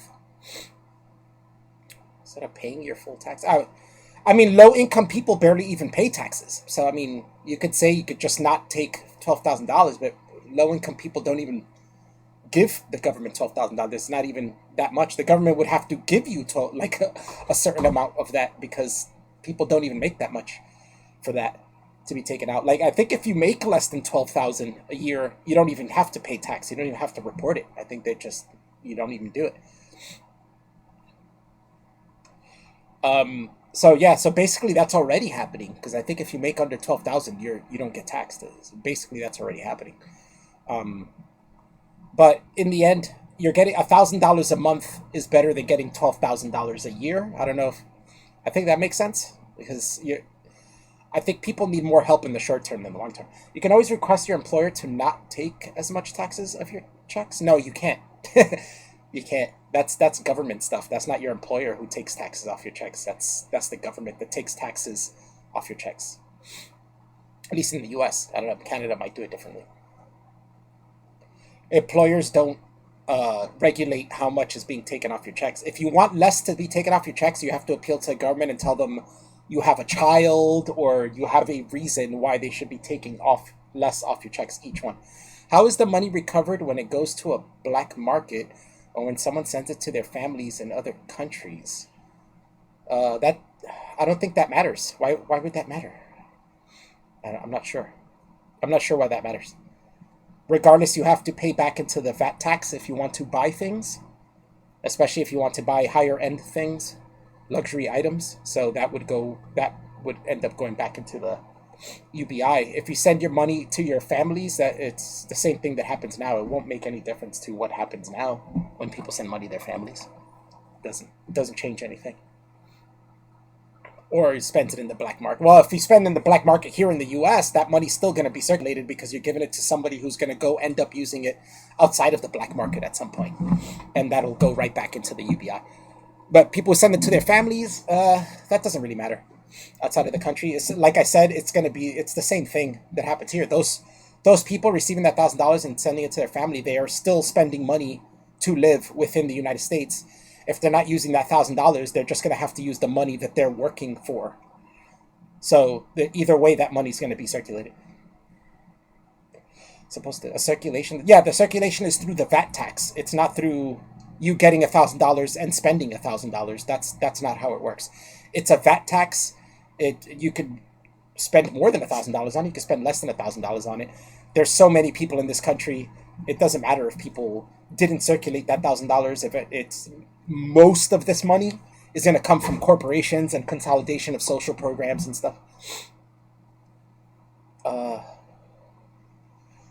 But our pool of money goes down. It happens now too. Our pool of money goes down now just the same. So it's not changing anything of what's going on now. People already send money back to their families now. People already spend money in black markets and take money out of circulation now. So I don't think that's going to end up any different. I think that's going to just basically stay the same. I don't see how it would be any different. It'll stay the same. And most people who send money back to their families are not citizens. So those people aren't getting the UBI. Only United States citizens get the UBI. I mean, I'm sure there are people who are citizens who send money back to families in other countries, but I'm sure it's not that huge of a percentage of people. My family didn't do that. My family were both immigrants. They both became citizens, and they just worked for us. Like we had to, we were poor, so we mostly spent money within our intermediate family. We didn't send money back to other family. My mom didn't send money to Peru. My dad didn't send money to Dominican Republic. Although my dad was still making money off the Dominican Republic because my family there owns some land and stuff that he was benefiting off of that for a short time. I think that's over now, or has been over for a long time. Another thing I was thinking about was, another argument I got was that it's going to encourage immigration, but that is kind of true. Yeah, plenty of your friends have family. Yeah, but plenty of your friends is like 0.0000001% of the entire population. So that's gonna not really cause anything. It's just not a big deal at all. I mean, I live in a completely Hispanic area. It's 80% Hispanic here. I'm sure lots of people send their money back home, but I'm sure lots of them here aren't citizens either. And then that still, again, is a very small percentage of the entire United States, and how many people are going to be receiving the money. Very small percentage. Not to mention that a big number of the VAT tax is going to come from the richer people who make more money, and corporations and shit like that, and businesses. So it's not really going to affect it. If it did, it's going to affect it in such low numbers that it's going to be negligible. But let me go back to people were talking about immigration. It's going to encourage immigration. Yeah, it might. But I think it'll encourage good immigration. It'll encourage illegal immigrants will not be receiving it. So it will encourage people who are illegal to become legal citizens, which I'm fine with. I'm fine with legal immigration. So if we're getting more legal immigration, I'm fine with that too. I'm not against having more legal immigration. So I think it's better off. I think it'll encourage people to become legal citizens so that they can receive this benefit of being a citizen of the United States. It'll make it more worthwhile to become a citizen. Right now, it's really kind of not worthwhile. The only thing you're fearing is deportation, but you're making your money, you're not paying taxes. Being an illegal immigrant, you it's kind of you could tip the scales here and think of it from their perspective and see that they might be making more money by not being citizens. In this case, if they're going to receive $1,000 a month from becoming a citizen, then that they might be better off with that, and think like, hey, let me take these steps to become a legal citizen so that I can receive these benefits of being a legal citizen of the United States. So I think that's technically a good thing. I don't see that as an argument against. Anything else?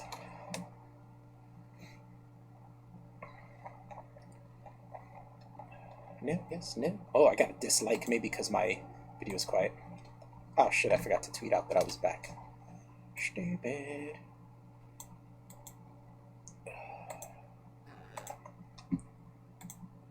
No wonder I have less people watching now. Though I think I might have covered everything. Oh, another one which I see as being a good argument and could be debatable depending on the person. Andrew Yang is for the wall, I think. No, he hasn't mentioned that. And actually, he's pro immigration, not illegal immigration, but he's pro legal immigration for sure.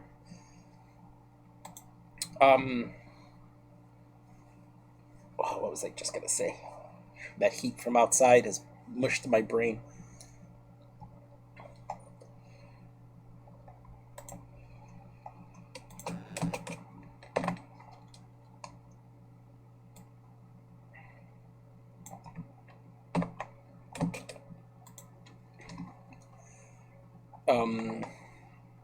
Let's see. Another thing is Medicare. He wants Medicare for all. I'm totally for healthcare. I'm on the left, if in case anybody was wondering. I'm not in the right. The wall is for illegal. Yeah, I know it's for illegal immigration, but he's not. I don't think he's that against it that he wants to put up a wall. I think the UBI is supposed to take care of that somewhat by giving people a reward for being citizens. So if we have a certain amount of legal immigrants, they're going to be seeing that being a citizen gives you $1,000 a month. That's a reward that incentivizes people to become legal citizens or to come in legally instead, because it'll be more beneficial to them. You want to tighten up the border for sure. But that doesn't mean putting up a wall. I think when he addresses it, he talks about how he wants to reinforce the fences, get more border patrol on there, just basically make it harder for you to cross the border, but easier for people to become legal citizens. Medicare for all. He even stated, I didn't know about this, somebody brought this up as an argument for me and then gave me the link so I could see him saying it. But he said he wants to give illegal immigrants health care as well. I could see the argument on both sides of this. I thought of a few good things about it, but I could see it being a bad thing, and I could see a lot of people not liking that, and a lot of people don't. And it makes sense that they don't. I'm not saying they're dumb for thinking it don't, but because it's very arguable, and I could see both sides of it. But what I'm thinking is that it could be a good thing, because if you go to the doctor or you go to an emergency room and you want to use healthcare, you're going to have to expose yourself. So illegal immigrants who go and use healthcare are going to expose that they are illegal immigrants. That can get them deported, or at least we could keep track of them. We know where they are. That's a good thing. And for emergency stuff, any country that has healthcare and you hurt yourself there, you are covered. You can go to England, not be an English citizen, break your arm, and go to the hospital, and you would be covered. You won't pay for the procedure. You probably just pay for medication, and you only pay like a percentage of it. So, just like a British citizen would. So I don't really necessarily see it as a bad thing, but I can understand that argument against him with that. That's one that's arguable. I think his other policies are so beneficial that it outweighs that anyway. And like I said, there are good things about that would help out, especially help out with us keeping track of illegal immigrants, and that healthcare for everybody, even illegal immigrants, is kind of standard for countries anyway. And if there's any misunderstanding, I am left. I have always been on the left. I'm not a right winger. Although there are some right winger talking points I can agree with. But all in all, I am on the left. I believe in healthcare. I want healthcare. I'm not against abortion. I'm not anti-gun, but I'm not pro-gun either. I do agree there's a problem there and it needs to be settled. Instead of both sides constantly being at odds about it, maybe we could stop being at odds about it and stop pushing for such polarized ideas and try to work our way to the middle on that so that we can at least try to solve the problem instead of just going back and forth on it and never solve anything and things just stay the same. Yeah, what else is there? And yeah, I think UBI kind of scares people. It really shouldn't. Like I said before, we were supposed to have UBI already. We were supposed to have it since the late 60s, early 70s. It got shut down for stupid reasons, that didn't make any sense. And I think it was supposed to be 1,000 per people. So by now, because of inflation, it would be more than 1,000. But, we're going to start from scratch. So 1,000 a month for everyone is nothing new. Thomas Paine was for it. Martin Luther King was for it. Most of the top economists are for it and say that that's the smartest way to do it. For the people who think it's socialism, it's not. People who think it's communism, it's not. And I'll explain how it's not. Give me a second though. Well, first off, communism, it's definitely not, because communism, there's no private property. We're keeping private property. That's not communism. And it's not socialism. Socialism seizes production. So Amazon and Google would be seized by the government if we lived in a socialist country. Nobody's asking or looking at companies being seized by the government. So that's totally off of being either of those. And in fact, I think UBI would help capitalism by circulating the money, getting more money, giving more power, more spending power to the people so they can keep spending money on these corporations who in turn pay that tax, which goes back to the people, and the people keep spending money. It's giving more power to the demand so that the supply can go up.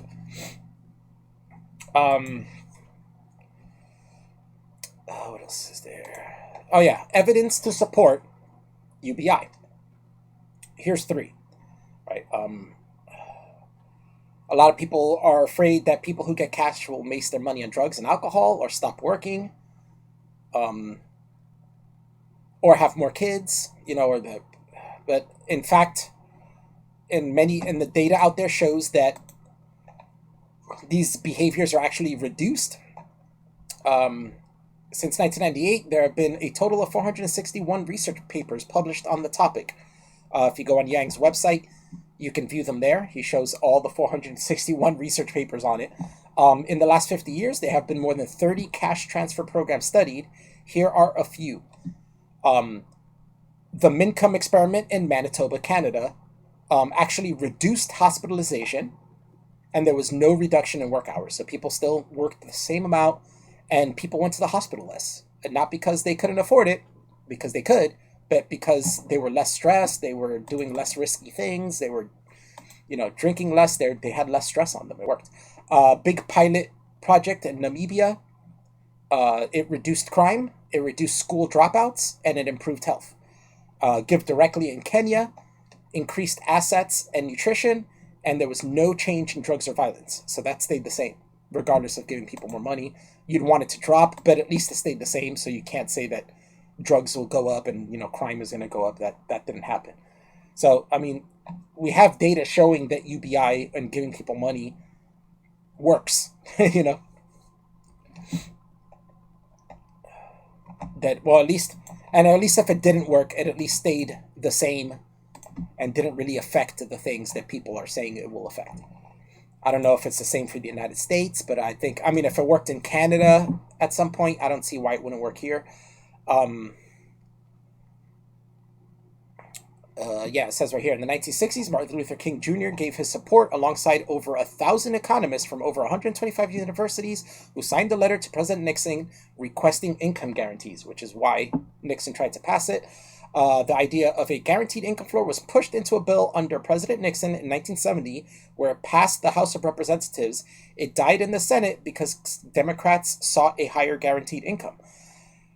Today, the idea has gained support from Mark Zuckerberg, Robert Reich, Elon Musk, Bill Gross, Richard Branson, Ta-Nehisi Coates, Noam Chomsky, and conservative Cato Institute. So you even have conservatives, you have people on the left, you have people on the right who you have the top economists. Everybody, a lot of people support this. A lot of people who understand the concept of this would support it.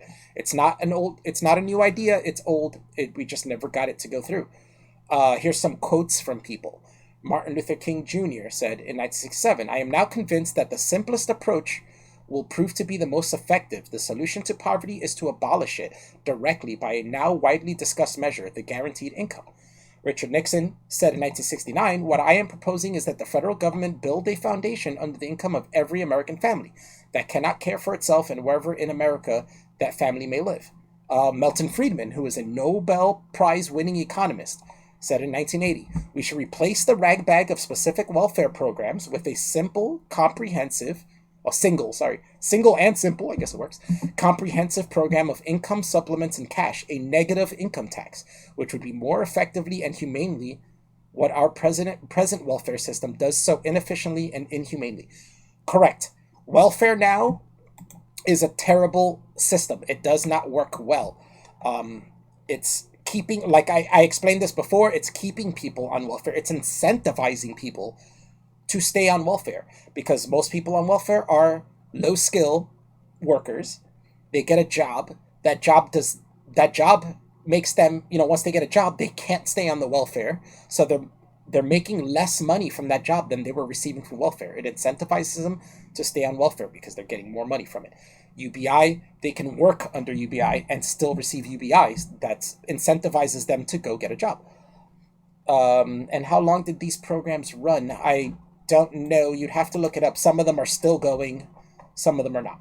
You have to look into that yourself. But the data's there. The data shows that these programs didn't really have an effect on those things. And in the end, if it does, I don't see an issue with that. A lot of people have an issue with that.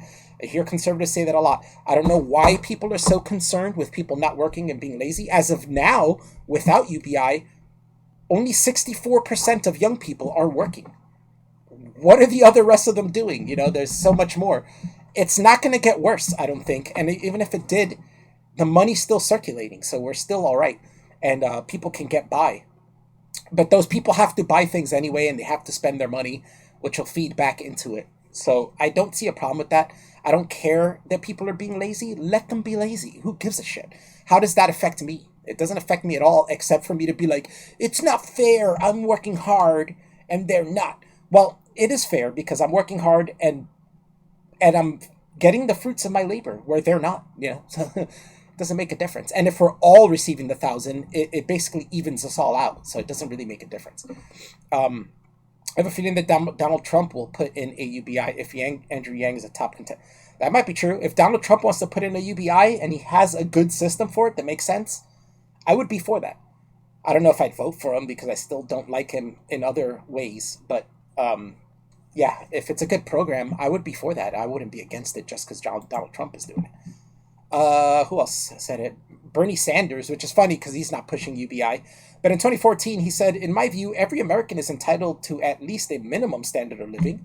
There are different ways to get to that goal, but that's the goal we should strive for to reach." I agree with that. That's a very good quote, and I agree with that 100%. His way of getting to that is $15 an hour minimum wage. That I don't agree with. UBI is superior to that because $15 minimum wage is gonna be shitty for small businesses, mom and pop shops, and it's gonna benefit more. Well, maybe not benefit, but the people who will be able to strive off that more will be the corporations and not the mom and pop shops.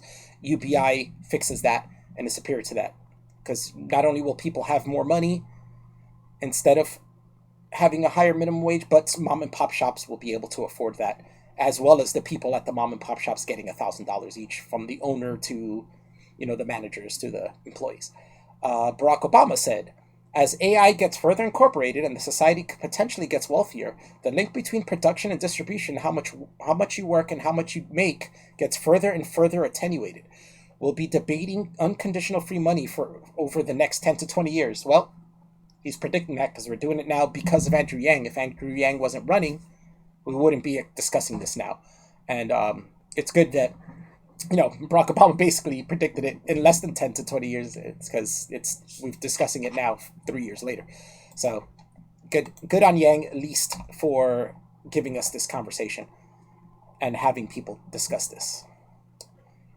Won't people stop working? Decades of research on cash transfer programs have found that the only people who work few hours when giving direct transfers are new mothers and kids in school. In several studies, high school graduation rates rose. In some cases, people even work more. Quoting a Harvard and MIT study, "We find no effects of cash transfers on work behavior. In Yang's plan, each adult would receive only $12,000 a year. This is barely enough to live in many places and certainly not enough to afford much in the way of experiences of advancement. To get ahead meaningfully, people will still need to get out there and work." That makes sense. There was the case, I don't know if you guys remember, it was a couple years ago, there was a case where these parents of this guy who were still living at their house. He was in his mid-30s, still living in their house. They had to, they were dying to get him a job, to get him out of there. He would not leave their home. He kept saying he would. He kept saying, "Yeah, I'm going to find a job. I'm going to move out." But he wouldn't. And it was like 10 years that they had been asking him to move out, and he still hadn't. They had to eventually take him to court, to get him out. And eventually they won, and he ended up, moving in with a friend or something, which I'm sure the friend is now suffering, trying to get him to get out. But UBI would help with that. The dude is living comfortably. I'm sure he's a lazy bastard. He's going to continue being a lazy bastard. He's going to continue being lazy now, even without UBI. But we give him that $1,000 a month, that might incentivize him a little more to do something more. And if not, well, then he's just going to have to live off that $1,000 a month, which isn't much. You think rent in most places is close to $1,000. So you think he moves out of his parents' house with only getting $1,000 a month and not working. He's going to pay $600 to $800 in rent. That barely leaves him enough money for bills, for food. I'm sure this guy spent all his time on the internet playing video games, so he's not going to be able to afford video games. He's still bills. That's part of the internet. He's going to have to pay for that. But at least that $1,000 would have helped him move out. Would have given his parents more push to get him out. Be like, "Hey, look, you're getting $1,000 a month. You can get an apartment with that. Get yourself a minimum wage job. Not minimum wage job, a part-time job just to add on to that, and you can survive off that. If you want to barely survive, go for it. Why not?" But at least this will push people a little more to, hey, if you want to barely survive, then you barely survive. Fuck it. But already as it is, that person would either end up on the street, homeless, because they don't want a full-time job and spend all their time working. At least with this way, we have less people on the street. UBI, again, also another benefit of UBI, less homeless people. You know what I'm saying? $1,000 ain't much, but it's better than nothing. At least with $1,000, you can get yourself an apartment, maybe some food. You're not going to do well when it comes to utilities and such, but that's the life you made for yourself. And if people want a life like that, let them have it. Live and let live. But that's an example I found about people who are going to be lazy are going to continue to be lazy. This guy had it good in his folks' house. He got kicked out. I'm pretty sure he's still being lazy now. I'm pretty sure if he did move out of a friend's house and is living by himself, he's probably living at the minimum of what a human could live in the United States, right? So fuck it. If they want to live like that, let them. Won't people spend money on drugs and alcohol? Here's another one. The data doesn't show this. In many of the studies where cash is given to the poor, there has been there has been no increase in drug and alcohol use. In fact, many people use it to try and reduce their alcohol consumption and substance abuse. In Alaska, for instance, people regularly put the petroleum dividend they receive from the state in accounts for their children's education. The idea that the poor people will be irresponsible with their money and squander it seems to be a biased stereotype rather than truth, which I don't agree with that sentence. Stereotypes do have a basis in truth. So some of it is true, but it's not so true that, it's a huge amount of people wasting their money on drugs and alcohol. It's just a few. So like I said about welfare, you got to take the good with the bad. So most people will not squander their money away and will probably save it for their kids or use it for things to help them through life, as opposed to spending it on drug and alcohol as much.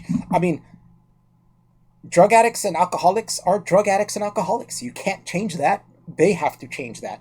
And if they're getting more money, they don't really do it more. They just do it. They just continue doing it at the same capacity. I mean, I have drug addict friends. I have had drug addict friends. They've had good jobs. They don't do it. It never was a thing where, shit, I make a ton of money, I'm just going to constantly do drugs and alcohol. They still did it at the same amount. If they lost their jobs, they still tried to do it at the same amount. I don't think people, the more money you have, the more you're going to spend on it. There are some people who will and will kill themselves doing it. But hey, if they kill themselves doing it, then that's one less person receiving the $1,000 a month. But yeah, I don't think people will do it at a larger capacity. I think people will just sustain the same capacity of what they do. Decision making has been shown to improve when people have a greater economic security. Given people resources will enable them to make better decisions to improve their situation.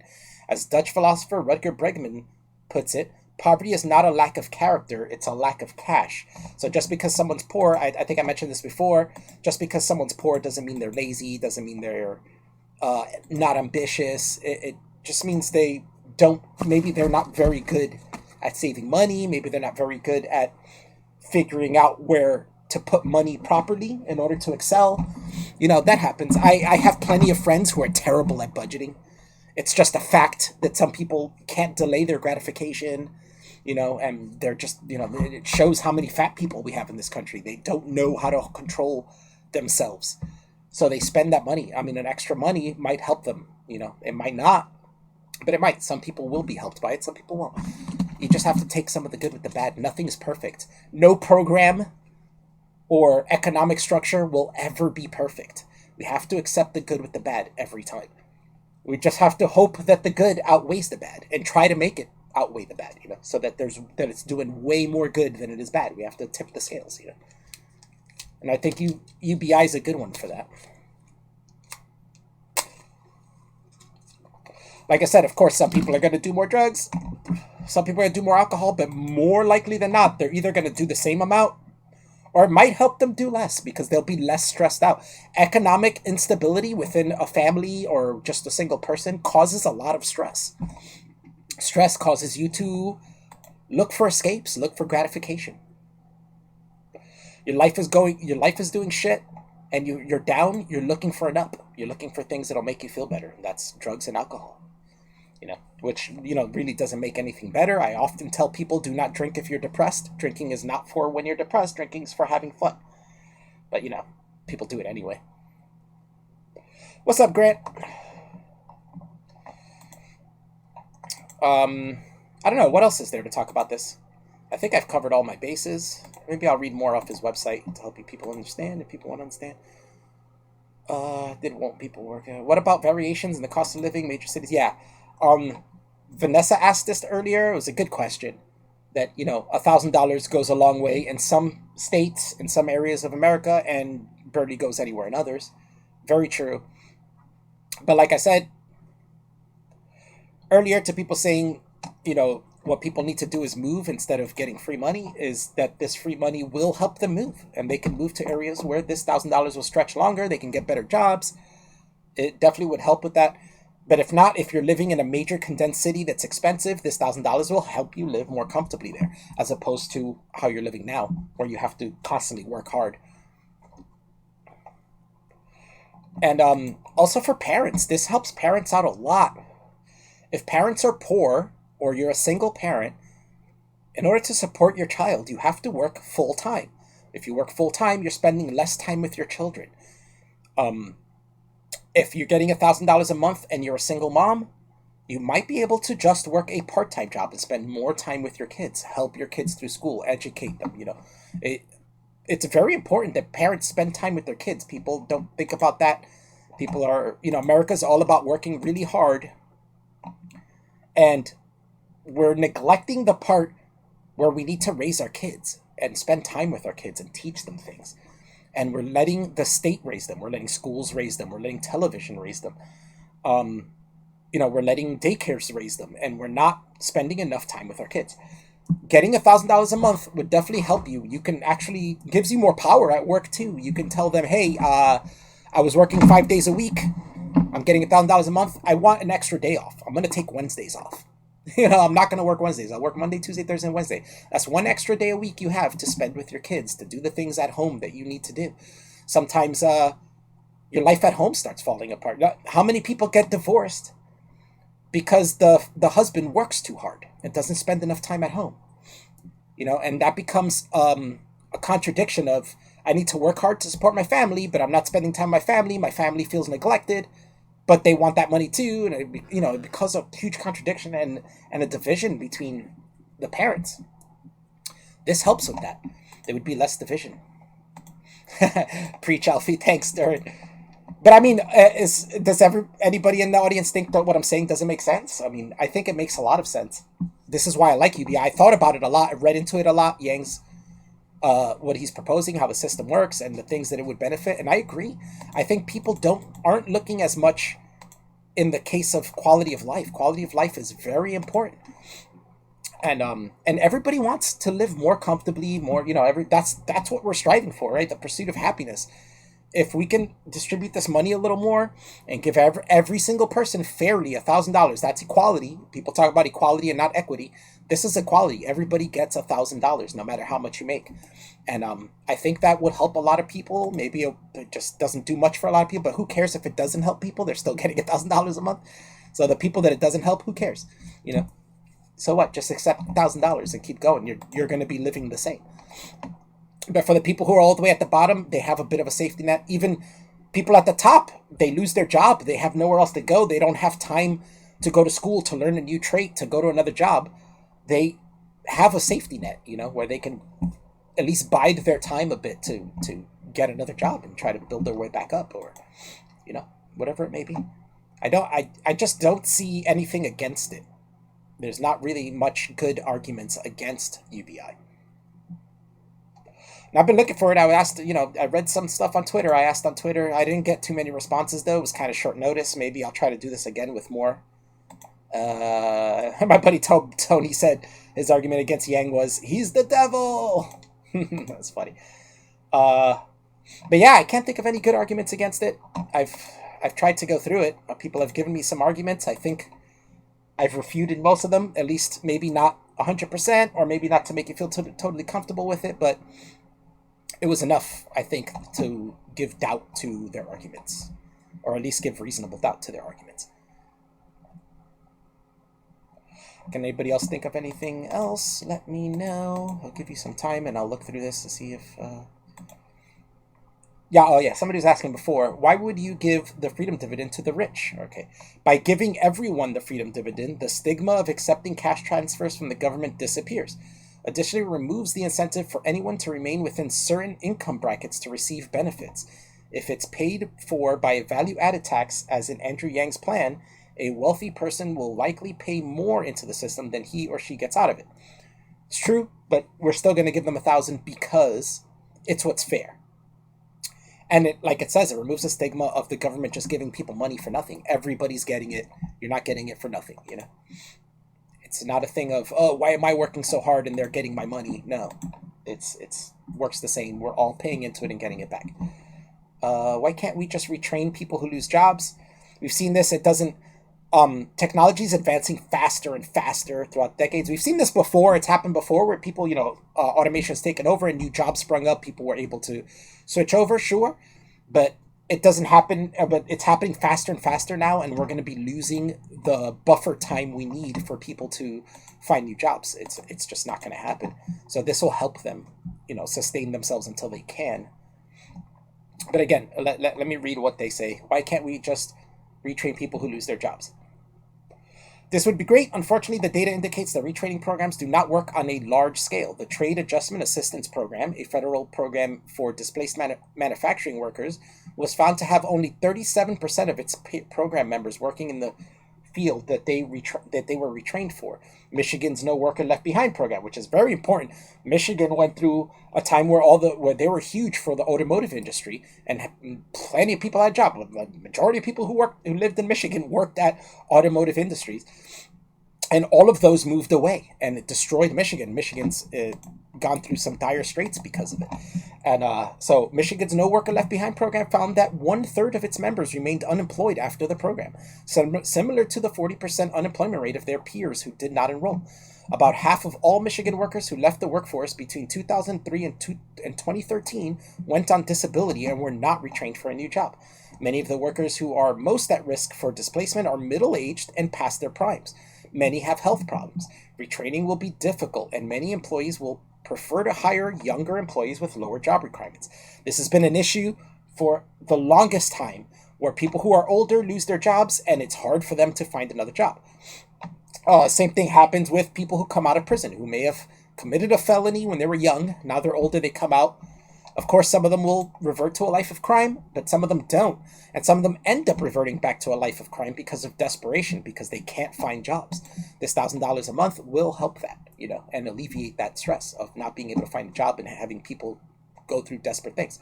The goalposts are now moving. By the time someone goes through a retraining program, the job they were retrained for could have changed or been automated. Technology is going to get better and better. It will also be hard to keep track of who merits retraining. If a mall closes, do the retail workers get retrained? How about a call center? That's a good idea. Call centers are being automated. Lots of people are losing job in the telemarketing field. Malls are closing like crazy. There was a time where we had a mall explosion. They're blowing up everywhere, making tons of money.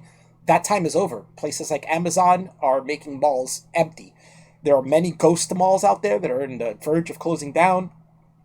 It's like going into a ghost town, like it's just completely empty, barely any workers in the stores, barely any stores left. Those are all closing down. Malls are going to be closing down more and more as time goes by. Lots of jobs being lost there. We can't really retrain retail workers. They're just going to have to look for more retail, but retail's getting more and more automated. It's going to be a problem. We have to figure that out. We can't just sit on our hands and not figure that out. Though training programs are a great idea, we should acknowledge that we're historically very bad at it, even when we know displacement is happening. Retraining a massive population over a range of industries is unrealistic and won't address the displacement caused by new technologies. Yeah. If the freedom dividend is so great, why haven't we done it already? We went through that already. Will this lead to mass immigration to the United States? America has been the world's most desired immigration destination for 250 years. High demand for citizenship is not new. It's true. It will always be there. It's true that with the freedom dividend in place, the demand for citizenship may rise. However, only citizens can receive the freedom dividend, and the U.S. already has one of the longest paths to citizenship in the world. The freedom dividend would make citizenship all the more meaningful. And it's true. It will, and also, I personally think it will incentivize illegal immigrants to become illegal citizens. If it keeps people out of jail, that alone saves everyone a ton of money. He's talked about that too, that this will at least, maybe not a huge percentage will be kept out of jail, but a certain percentage will. And any little bit helps. But a certain percentage, people who cause crimes out of, or turn to a life of crime through desperation because they have no money, because they're really stressed about having no money. I mean, if somebody has a kid, they have no money, they might think of robbing a place because their kid's crying all the time, they can't feed them. Those people, no matter how small that percentage is of the crimes, is if we can help those people, that's well worth it, you know, and we'll keep people out of jail. Makes sense. He also wants to completely legalize marijuana and wants to take everyone out of jail who is in jail for marijuana. And if you're in jail for marijuana and other crimes, then they want that part, whatever part of their sentence was given to them because of marijuana, that, you know, wants that reduced. Because, yeah, it will be retroactive. He wants it to be released. This is what he was talking about before, I was talking about before, and this helps better. Isn't this communism/socialism? No, communism is, by definition, a revolutionary movement to create a classless, moneyless, and stateless social order built upon shared ownership of production. That's not what UBI is.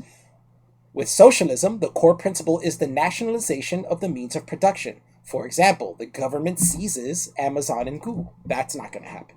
That's not what UBI is. The freedom dividend is none of those things and actually fits so seamlessly into capitalism, it is projected to grow the economy by $2.5 trillion in 8 years.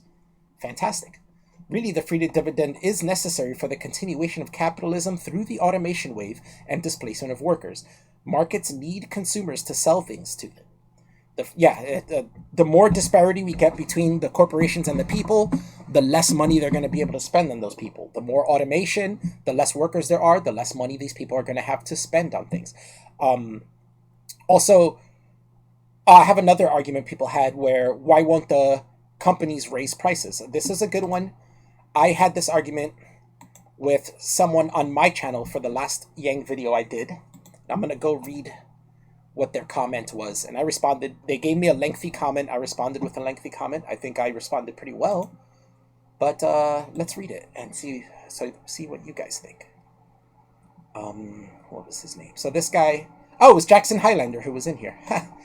All right, so I don't know if you're still in here, Jackson Highlander, but I'm going to read the comment you left me on the video I did about Andrew Yang getting dogged by NBC. And I gave a response to you. I don't know if you read it, but I'll read it out loud here. So Jackson Highlander said 3 days ago, I don't get how UBI won't cause people selling stuff to just raise their prices. Looks like another kind of spiral into shitholdery. It means raising taxes and dealing with more demand. Both things make prices go up. Means that now we need to increase UBI, which increases prices again and blah. Besides Walmart, McDonald's, Costco, Amazon, Microsoft, huge multi-million dollars can handle this, but mom and pops can't. And those cumulatively,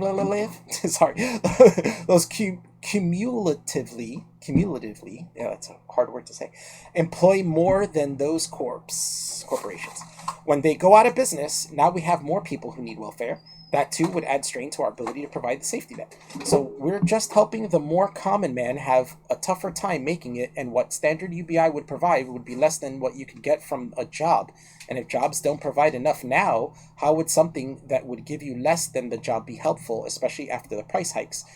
We just need to make human labor cost less, make it more competitive. Now, I don't think Jackson Highlander knew all this, what it entails. I don't know, Jackson, are you still there?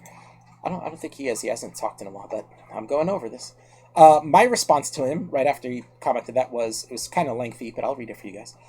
I said, the same way people are prevented from doing that now. Competition, and people just don't want to pay a lot for certain things. Look at the video game industry. Video games nowadays should cost way more than $60. But every time they've tried to charge more, people just don't buy it in large numbers. And also, if one company raises their prices significantly, then it would be in the interest of their competitors to keep their prices low. A good example of this with the video game industry, I gave that example, but I can go more deeper into it. When we switched from the 16-bit era to the 32-bit era, Nintendo made a huge leap and went to the 64-bit era with Nintendo 64. And in that, they started charging, with also staying with cartridges, which was more expensive than their competitors who were switching to CD, which is a way cheaper format. They stuck to cartridges, bad move, but they thought it was a good move, but that made them raise prices, and they were starting to charge $80 for video games. They started losing out. N64 started losing out to PlayStation and the Sega Saturn, which, failed too, but it was losing out to that because those games were still charging $60, $50, $60, where Nintendo was trying to charge up to $80. Those games didn't sell as much. People just weren't for it. There's been other times where where companies tried to charge more money because it cost them more money to make a big game, and they wanted to charge more money, and people just wouldn't pay it. And it's just what it is. People are used to paying a certain price. Sure, it can go up incrementally, but if you try to raise the price too much, people will not go for it. Also, if you have competition, you know they're raising their price, you're not going to want to raise your price because you want more people to buy from you. All right, so I'll go back to reading it. Recently, McDonald's upped their quality. Yeah, they serve 100% beef burgers now for their premium burgers, but the prices went up because of it, right? So recently, McDonald's upped their quality and raised their prices because of it. Burger King didn't raise their prices, but also offered more deals for added value to draw from their more expensive competitor. Another thing Burger King does is they give out coupons every month to everybody in the neighborhood. In my neighborhood, every Thursday you get a circular with coupons in it. McDonald's doesn't do that. Burger King, almost every week, I have a sheet of Burger King coupons that really lowers the price. It's a way to compete. This is what's going to happen if companies try to raise their prices, as McDonald's has done. McDonald's has actually been closing stores, and now they're serving more quality in an effort to get more money because they think it will better quality people will come more, which is true most of the time. But again, you have Burger King competing with them, charging less, giving people more deals. What I've noticed here in my neighborhood is that Burger King and McDonald's both still have tons of people, but I've noticed more people at Burger King's now. I have a Burger King up the block from me, like 2 blocks up from me, and I have a McDonald's next door to me. That McDonald's the business there has pretty much seemed to have stayed the same. I always see that place is pretty packed. The Burger King has actually had a rise in customers. Now, every time I walk by there, the Burger King is pretty packed, when before it wasn't. So I think this rise of McDonald's has kind of kept them the same, but more people have tend to go towards Burger King now. Burger King's actually doing better because of this. I don't see why companies would raise their prices for more than a few cents, since VAT would only raise prices per item by a few cents. What makes the difference? So why does McDonald's just not charge $20 per burger now? People won't pay $20 per burger with or without UBI. Then I don't understand the part where he said mom and pops can't handle it, but I say, what can't mom and pops handle? They would be getting UBI too, and VAT tax does not apply on non-luxury items. So if they are selling food, VAT would not affect them or their customers to any significant degree. Raising minimum wage is what would affect mom and pop companies. UBI is far superior to raising minimum wage. Next paragraph. Low-income homes spend the most of their money on non-luxury items, which are exempt from the VAT tax. But even still, the VAT tax would not affect other items the same either. Yachts would have the max amount of VAT, where a family SUV would have lowered VAT. So then I gave a little examples here. High-class fancy restaurant, max VAT. Fast food, low VAT. Supermarket, no VAT. And that's kind of how it works. Which actually incentivizes health too, because right now people eat a lot of fast food because they can't afford stuff at the supermarket, and it's quicker, you get more food. This way, if there's no VAT on supermarket and low VAT on fast food, you're gonna want to go where there's no VAT, right? Incentivize people to cook at home more. Last paragraph. UBI isn't supposed to replace jobs. It's meant to alleviate some stress, give people a bit of emergency money, which a lot of people don't have, possibly give people a bit more time, and to circulate money. I don't see a problem with it, and I don't think it would alleviate a lot of stress in this country. And I think it would alleviate. I was going to say that doesn't make sense. I didn't say not. I think it would alleviate a lot of stress in this country and helping people change for their job when it becomes automated to another. Alaska has had UBI for a while now, and it's working out just fine. I don't see an issue with it. Google and Amazon paid $0 in tax last year, yet they made more money than any other company. Why shouldn't the country get the money from the companies benefiting from the country? I think it makes absolute sense. And yeah, I think it does. I don't know. Great stream out. Thanks for addressing many mentions from Twitter. Oh, thanks. No problem, Will. Any chance you'll do an edited down version of this or a shorter type? Yes, that's what I'm going to do. I had a huge intermission because I had to walk a dog, so I don't want to. I might actually take this stream down because I don't want to leave a huge gap in the middle. It's kind of annoying, but maybe I'll just keep it up and then I'm going to do an edited short version of this where I respond to most of the answers. I might even record it again to give shorter, more concise answers, because this is just on the spot, so I'm kind of being long-winded with some of these and repeating stuff a lot. So yeah, I might cut it down. But yeah, thanks for watching. I really kind of enjoy doing this kind of format. I'm I'm not great at argumentation. Well, I'm not great at data and stuff like that and proof and stuff like that, but I'm a good critical thinker. So if you give me a problem, I could probably think of a good thing about it, or, give you a refutation for it, or agree with you. But, it's just me being honest and using my mind on the spot to try to solve some of these problems. Here's another one. Wouldn't employers just start paying less? Um, Employers are already paying their employees less for doing more. Corporate productivity is up 72% since 1973, and American wages are up only 9%. Like, if corporate productivity has gone up since 72% since 1973, really the wages should have gone up 72% as well, because, it's you working for a company, or a company being here is really like, you should have, like a lot of companies do this. They give you stock in their company. So the better the company does, the better you do. The worse the company does, the worse you do. But if the company's doing better, why shouldn't their workers be living better and getting paid a little more? I'm not saying that if corporate productivity is up 72%, then that means all the wages should have gone up 72% exactly. I mean, it should, but it doesn't have to. At least have gone up more than 9%, though, at least closer to 72%, 50% maybe, But anyway, UBI would put power in the hands of the worker with consistent, unconditional cash to cover their expenses. Americans will be able to be more selective about working conditions they're willing to accept. That is true, too. If you hate your job and you want to get out of it, but you can't do anything to get out of it, you're just not making enough there to move to another job or new place, the $1,000 a month would certainly help you have more power to be able to do that, to refute your job and tell them, hey, I don't want to work in this condition. Either, change it or I'm leaving. You have more power to leave. A lot of people don't do that because they're scared of losing their job and not being sure if they can get another job or have a safety net or anything like that. Or can't afford to move to an area to get a better job.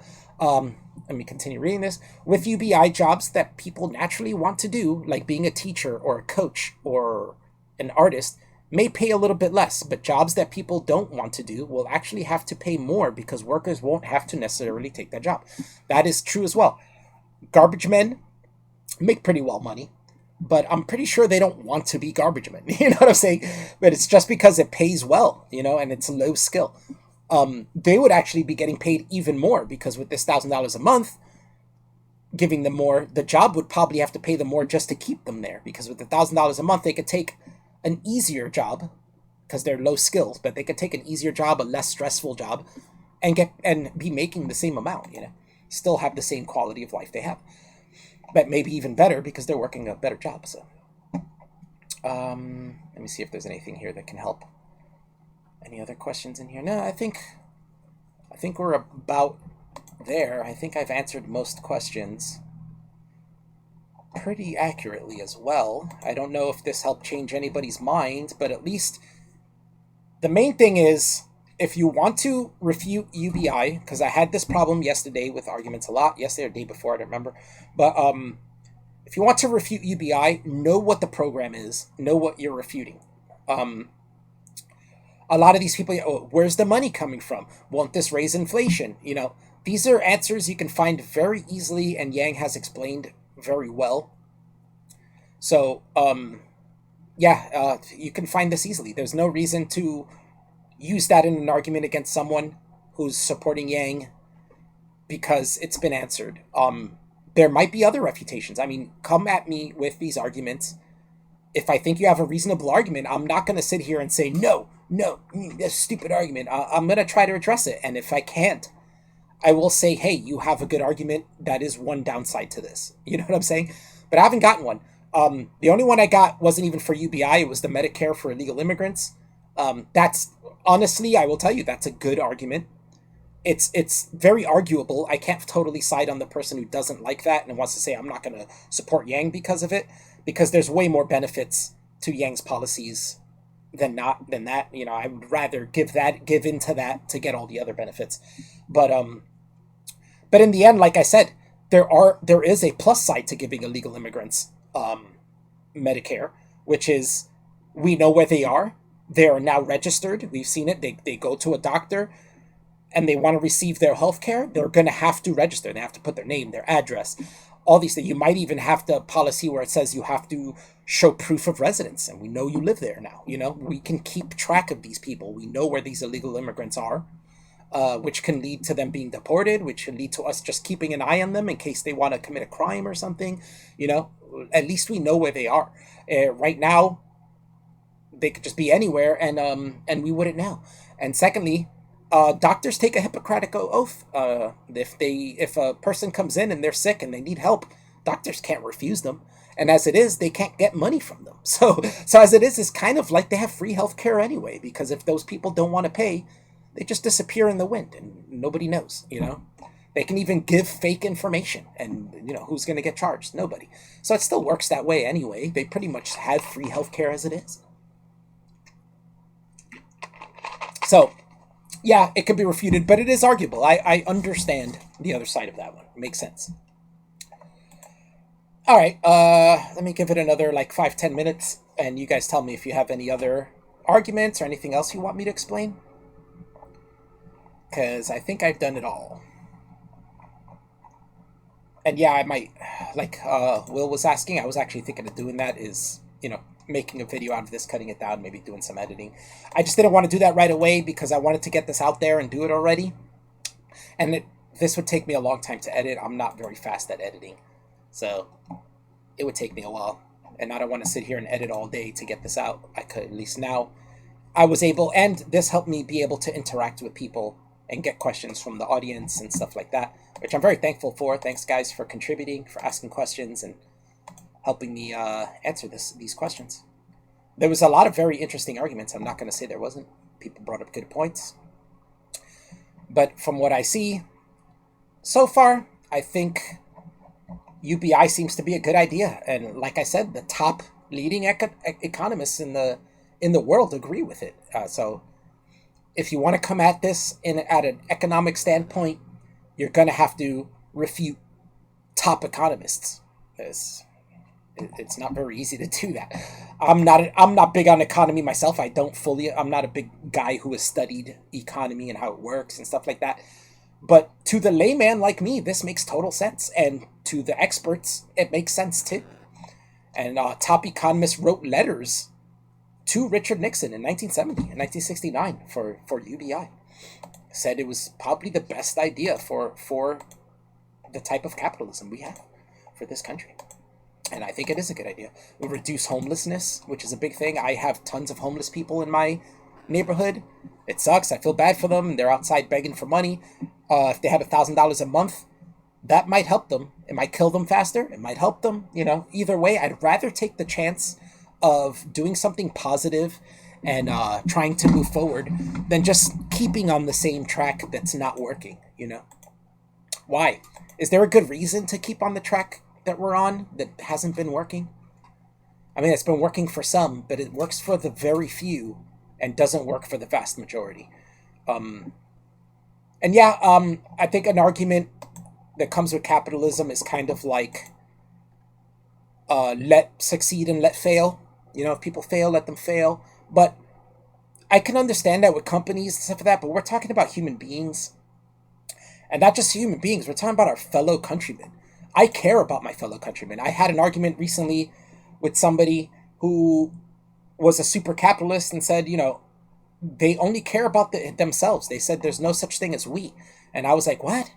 He wasn't American, so he has a different philosophy on this. But I kept saying, well, we need to help. We need to do this. We need to advance our country. And he said, there's no we. Where are you getting we? Stop saying we. And I'm like, what? What do you mean there's no we?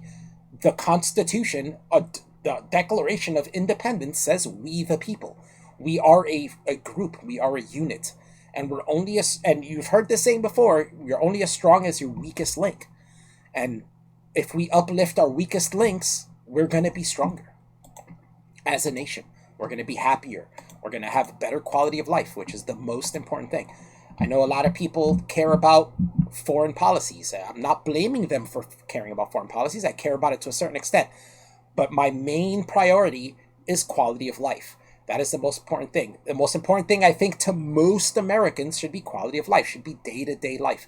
If you're living your life stressed out all the time over money, over finances, over all these kind of things, how am I going to feed my kids? Oh shit, I got 2 more days to get paid and I got $5 in my account.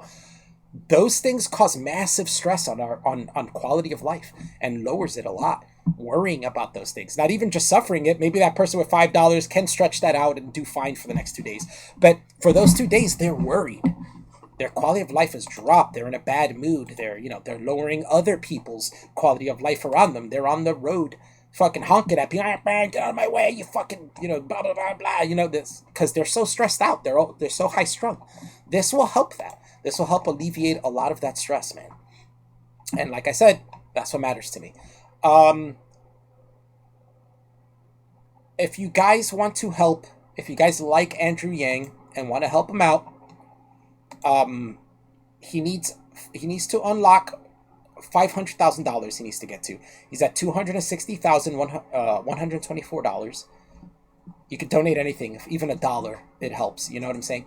But yeah, that's for the Q3 fundraiser goal. He passed the second quarter recently, and he's on his way.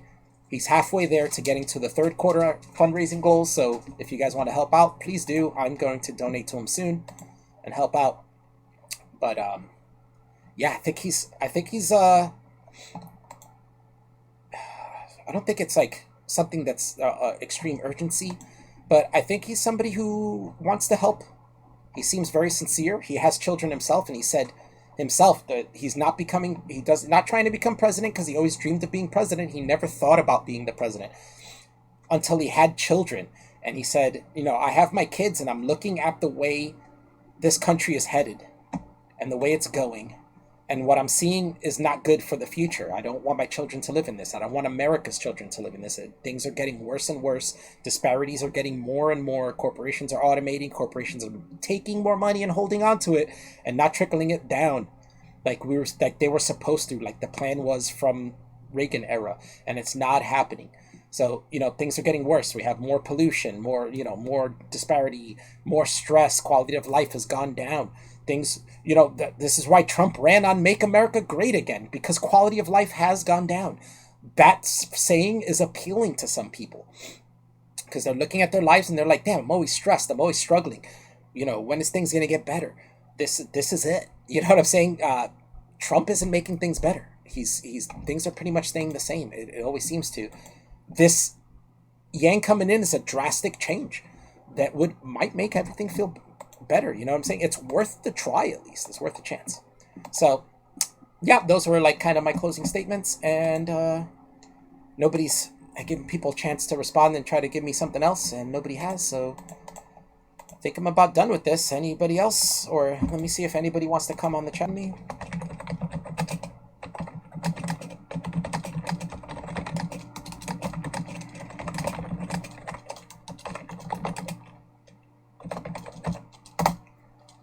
I see, because I have plenty of time. It's only 4:30. Shit, I got plenty of time to continue the stream going. But I see that the chat is winding down, so I don't know. Shit. So I don't know if anybody really wants to come in here, because I pretty much said everything I had to say. So unless anybody wants to come in and talk to me, or if anybody has any other questions, I'm really done, basically. It's been 2 hours, but, half of that was it. Shane said he would, but he's at work. Totally understandable.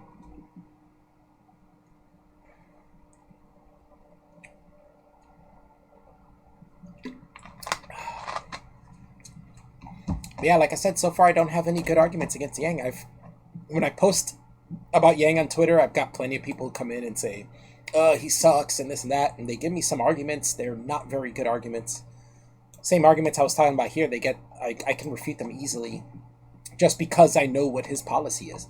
I think these people who want to refute his policy and think that it's shit don't actually look into it, and they don't understand what his policy is and how it could help.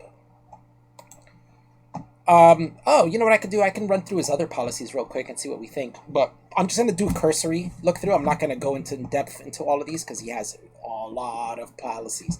And Devin said something to me recently that I agree with. He said that Andrew Yang has been pushing the UBI a lot, and he thinks that it's better He's already got it out there. He thinks it's better if he holds back some on it and starts talking more about his other policies, which makes sense because he has other policies that are good as well. And maybe those will be something that'll connect with someone and be like, oh shit, let me check into this guy. And then they can look into the UBI that they were scared of in the first place, you know? But one good one is 12-year congressional term limits. Perfect. We have people that are who have been in Congress since the 60s, dude. They've been in there a long time. It is good to circulate people, get, newer blood, new ideas. People who aren't so stubborn and been sticking to the same ideas for, 50, 60 years. Foreign policy first principles. I'm not sure what that is. I might go into that another day. I'm going to be making more Yang videos, so there'll be me going through most of his policies and seeing which ones are good, which ones aren't. Improve the American scorecard. No idea what that means. End bidding wars for corporate relocation. Yeah, that's probably a good idea. Gun safety. That's good. I like that he's not saying, let's get rid of guns. I like he's not saying, let's put these heavy regulations. He's just calling it gun safety. It's true. We do need gun safety. There is a problem with guns. As I spoke about before, I'm not pro-gun. I'm not anti-gun. But I am someone who accepts that there is a problem that we have, and I would like a solution to that. And it's not working out the way we're doing it now. We have the left saying, no guns, and we have the right saying, all guns, you know what I'm saying? And we're not coming to an agreement. It's just constantly been that for over a decade, maybe decades of that, going back and forth. No guns, all guns, no guns, all guns, no guns, all guns. It's time to find a middle point and maybe get a compromise, maybe find a place where we can agree on to start with and work from there. That never happens, but I would like that. Increased insistence for single parents. I think UBI already covers that. I think a lot of the things he's going to say or his other policies are going to be things that UBI kind of covers. Like I said, increase assistance for single parents. I think UBI covers that, but he might mean it in other ways, like maybe counseling or people who can help single parents learn how to take care of kids and stuff like that. As it is, we do have a lot of teen parents and nobody to really show them the way. Teenagers have very little understanding of responsibility. They're not very good at thinking ahead. So it might be nice to have somebody who would come in and help. Maybe a government assisted like therapist or teacher that can come in, check up on them, give them advice, show them the right way of raising a child. Because as it is now, we have teen parents and they raise their kids like shit a lot of times because teenagers don't understand what life's really about. A teenager teaching a child how to live life is not a good way to go about things. So, yeah, that would be nice. I'm not sure what that means, but if it means that, I'm all for that. Preservation of public lands and water, 100% for that. Paid family leave, that sounds cool. I'm for that too. Support of the arts, always good with that. I'm a big fan of the arts, and I think arts raises quality of life and makes people happy and enjoy life. I'm so for that. Billy Bong, you should talk about his foreign policy. I know it doesn't matter much for you, but it's a huge talking point for many voters. Okay, let's see what it says under this one. I'm going to read this out because I really don't know much about his foreign policy. It doesn't talk about it much. And like I said, it's not a big point for me, but if people care about it, yeah. But Billy's right. If the people do vote for that. It's true. People care a lot about foreign policy. And it's not, like I said, it's not that I don't care about foreign policy. It's that I think that's lower in the priorities of who I vote for. My main priority for who I vote for is raising quality of life. I want my life to be better on a day-to-day basis. You know what I'm saying? And I want it to advance and to keep moving better. And of course you can work harder and do that, but I mean, there's things that help that, and you want politicians that are going to help Americans reach a higher quality of life. All right, so what he calls this policy is the foreign policy first principles. Now, let me read what it says. While America has undoubtedly made mistakes, we've been a positive force in world history, leading to the spread of peace, prosperity, and democracy. Presidents from JFK to Ronald Reagan maintained strong relationships with allies while sending clear and honest messages to those who would work against us. Sounds good so far. Over the past several decades, we have engaged in conflicts that have cost us trillions of dollars and thousands of American lives. These misadventures have destabilized parts of the world, made enemies of allies, and resulted in untold human suffering, both for our brave soldiers and civilians of other countries. While an unfathomable amount of money has been spent on okay, I'm going right. While an unfathomable amount of money has been spent on military engagements that have accomplished little, our infrastructure has started to collapse, and our people are living paycheck to paycheck and falling prey to ills like drug abuse. We need to make sure we are strong at home if we are going to successfully project our values abroad. I agree with that. That's kind of, without reading this, that's kind of what I was saying before, that why I think quality of life is more of a priority is that I think once we've reached quality of life here, we can focus better on the outside. You know what I'm saying? Like we're focusing on the outside without looking at the inside, and we're falling into the cracks while working on other countries. And we need to raise the quality of life here and make things more comfortable here, so we open ourselves up to thinking of better ideas for out there. And like he says, projecting our values. I think it would just be better off. It's impossible to be a leader when you have no allies. And so we need to rebuild our relationships with the rest of the world. Leveraging these relationships, we can more effectively deal with international issues. Working with our allies will make us stronger and more able to accomplish our goals. So he put a quote here. America is the beneficiary of the international world order we helped establish throughout the 20th century.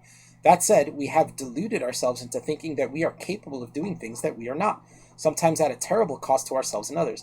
My first principles concerning foreign policy are restraint and judgment. We should be very judicious about projecting force and have clear goals that we know we can accomplish. We should treat our men and women in the armed services as the brave and self-sacrificing leaders that they are, both during and after their deployments. If I send young men and women into harm's way, they will know that vital national interests are at stake, and there is a clear plan for them to achieve their goal in a responsible time frame. All right. So then he puts a little checklist of the problems that are solved, and there's 2 of them here. Check. America has involved itself. These are the problems to be solved, not the solved problems. These are problems we need to solve. America has involved itself at too high a cost in foreign issues that don't concern us. I can agree with that. And I think in some cases, I think that's debatable. In some cases, yes, they don't concern us. In some cases, they do. And in some cases, maybe the balance was off where we involved ourselves in something that didn't benefit us. Not only didn't benefit us, but cost us much, But I'm sure there's other ones we involved ourselves in that were right and we did benefit from it. Or it didn't matter that we benefited from it because we did what was right. So I'm sure that's on a case-by-case basis. And the other problem is we've lowered our stature in the world community. That is very true. Alienating allies and making it harder to form an effective coalition to accomplish our goals on the world stage. This is where a lot of people like Trump and voted for Trump because he's a hard ass, and he doesn't take shit and this and that. But you need to have some sort of tact to be a bureaucrat, to work with other countries and make allies. You need to have a sort of tact. I'm not saying having tact is giving in to people's demands. No, you got to be tough, but you got to have a tact and be graceful in these things. You don't want to piss people off, but you don't want to give in either. There's a balance to it. And I don't think Trump has that balance. That's one of my biggest problems with Trump, is that he has no tact. He's a shrewd businessman. And as a shrewd businessman, he doesn't take any shit. And sometimes as a world leader, you got to take some shit. You know what I'm saying? At least a little bit. There's a give and take there. If you want to be allies with a country, there has to be a give and take to it. It can't just be like, you're going to do what we say or fuck you. You know what I'm saying? It just doesn't work like that. Donald Trump has zero tact. I mean, we've seen that a million times. We've seen it on his Twitter. We've seen it with the way he talks to people. He has zero tact. Yang, I think, is also a businessman, but he's not so shrewd. I think he has a lot of tact. He might seem a bit weak. That's something that's to be determined. I don't know how he would handle certain situations because we haven't seen him in those situations. So I really don't know. But he doesn't seem so shrewd. He does seem tactful. He does seem very concise in explaining things. That part's good. But like I said, we've lowered our stature in the world's community. It's very true. A lot of countries who were our allies, who did like us and worked with us, are starting to not like us and are starting to turn their backs on us. Guiding principles: safety, humanity, and investing in America. Yeah. And then these are the goals. Make it harder for the United States to get involved in foreign engagements with no clear plan or goal. That's a good point. Going into some foreign engagement or conflict with no plan or goal is retarded. I mean, I think we've done that a lot. We kind of did that with Vietnam, right? We just threw ourselves into it. We didn't really have a clear plan or anything. We just kind of threw ourselves into it.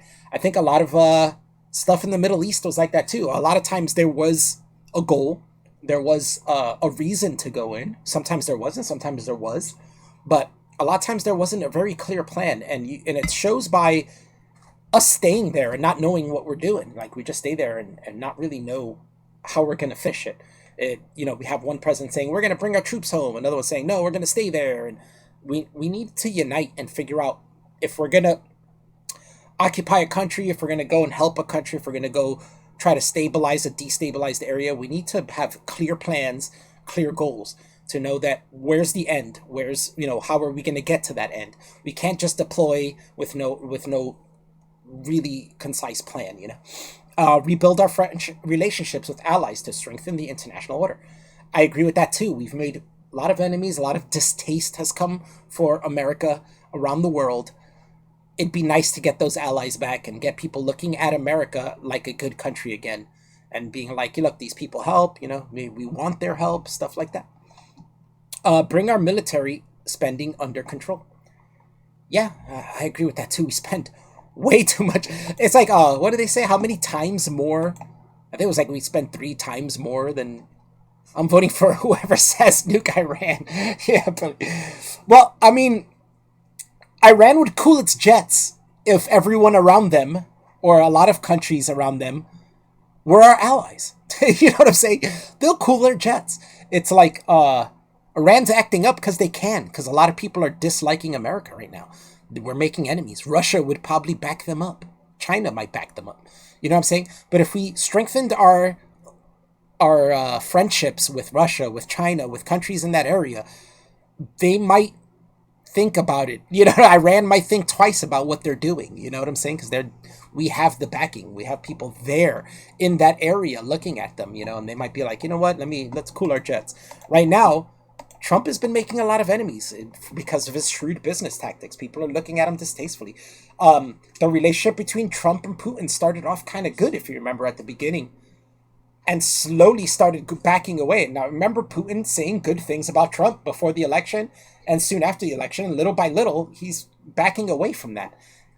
That's not a good thing. You know what I'm saying? Like, sure, I'm not the biggest fan of Russia or anything, but it's a big country that if we allied with and worked together with, we could do a lot of good, But we'll see. The Iran shit is kind of scary. I don't like the idea of going to war, but, it is necessary at times. 100%. It can be necessary. And if they're going to be fucking with us, we can't just let them fuck with us. We're going to have to fuck with them back.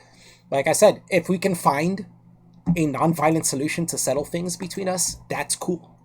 But if we can't, then it's time to fucking bomb. We'll never be friends with Russia as long as Putin. Yeah, I kind of agree with that too. But like I said, sometimes you can be unlikely allies, and it's not the point of maybe being friends, but maybe coming to an agreement where it's like, yo, we're not going to fuck with you, we're not fuck with them. If people are doing fucked up shit in the area, we can help each other, maybe like cool them down and be like, hey, you're fucking around too much there. Kind of did that with China, with North Korea. North Korea was doing some shit. Trump went to go talk to China. China said, hey, we'll go talk to Korea. They went to go talk to Korea, and then, slowly again, the relationship between Xi and fucking Trump started going sour a little bit there, and then that stopped. And it's like, yeah, that's what you get because you don't know how to talk to people and be tactful. People start backing away from you. Meanwhile, Trump comes back from talking to these people, and we had a great conversation, He was a very good guy. We had a good conversation. Yeah. Then you say some shit that pisses them off, and it's all over, So Yang says, as president, I will work with our allies to rebuild our stature in the world and strengthen alliances such as NATO. Reinvest in diplomacy and bolster funding to the State Department. That's good. Work with allies to project our combined strength throughout the world without engaging in activities that will cost American lives and money with no clear benefit to our long-term well-being. sign a repeal to the AUMF, I'm not even sure what that is, returning the authority to declare war to Congress and refuse to engage in anything other than emergency military activity without the express consent of Congress. I could kind of agree with that. I think it's kind of weird that we have one person who can say, let's go to war, and then we do. Like, I think I like the idea of maybe Congress and the president, work together on it. But it's kind of weird to just have one person to be like, hey, we're going to war. I think it's a good idea to have multiple people vote on it and make sure we're doing the right thing. Regularly audit the Department of Defense. That might be good. I mean, I know the Department of Defense spends a lot of our money and we're not really sure what they're spending it on. So on regular audit might be nice. Focus our federal budget on fixing problems at home instead of spending trillions of dollars abroad. I agree with that too. Like you said before, it could be costly for us to go to another country. And then if we're not getting anything out of it, or if it's not really a productive thing to do, we're just spending money on nothing. But that's all he said on foreign policies. He's not big on it. If that's something that you're really into and you prioritize as top thing, this might not be the candidate for you. But I kind of like his foreign policy first principles. I guess that's like his first take on it. He might have more comprehensive takes on it later on. We'll have to wait and see. But for a starting off thing, it's not bad. I kind of agree with a lot of it, but I think that's more... Those things are case-by-case basis. Depends on what you're talking about, right? There are times where we go into countries for no fucking reason and spend money for no reason and get no benefit out of it. And there's times where we do it, and even if we get no benefit out of it, it's for a good reason. So it's worthwhile, Where were we here? Support the arts, fund medical technology innovation. That's always good. Timing of payments for small businesses. I'm not sure what that means, but I'll go into that another time. I just want to give a cursory look because there's so many in here. But eventually I'll make a video where I go through like maybe 2 or 3 of these at a time. Control the cost of higher education. Universities are bleeding people dry. That's a good idea. Fund autism intervention. That could be good. I mean, there's nothing wrong with that. Data, this is an important one for the future and now. Data as property right. Now, we all know companies and corporations are taking our data and making tons of money off it, selling it to commercials and algorithms and ads and all this shit. What he wants to do is your data is your property right. If people want to take your data, they have to pay you for it. So if these companies are going to use your data and give it to other companies and make money off that and they're being bought from it, you're going to get a cut from that.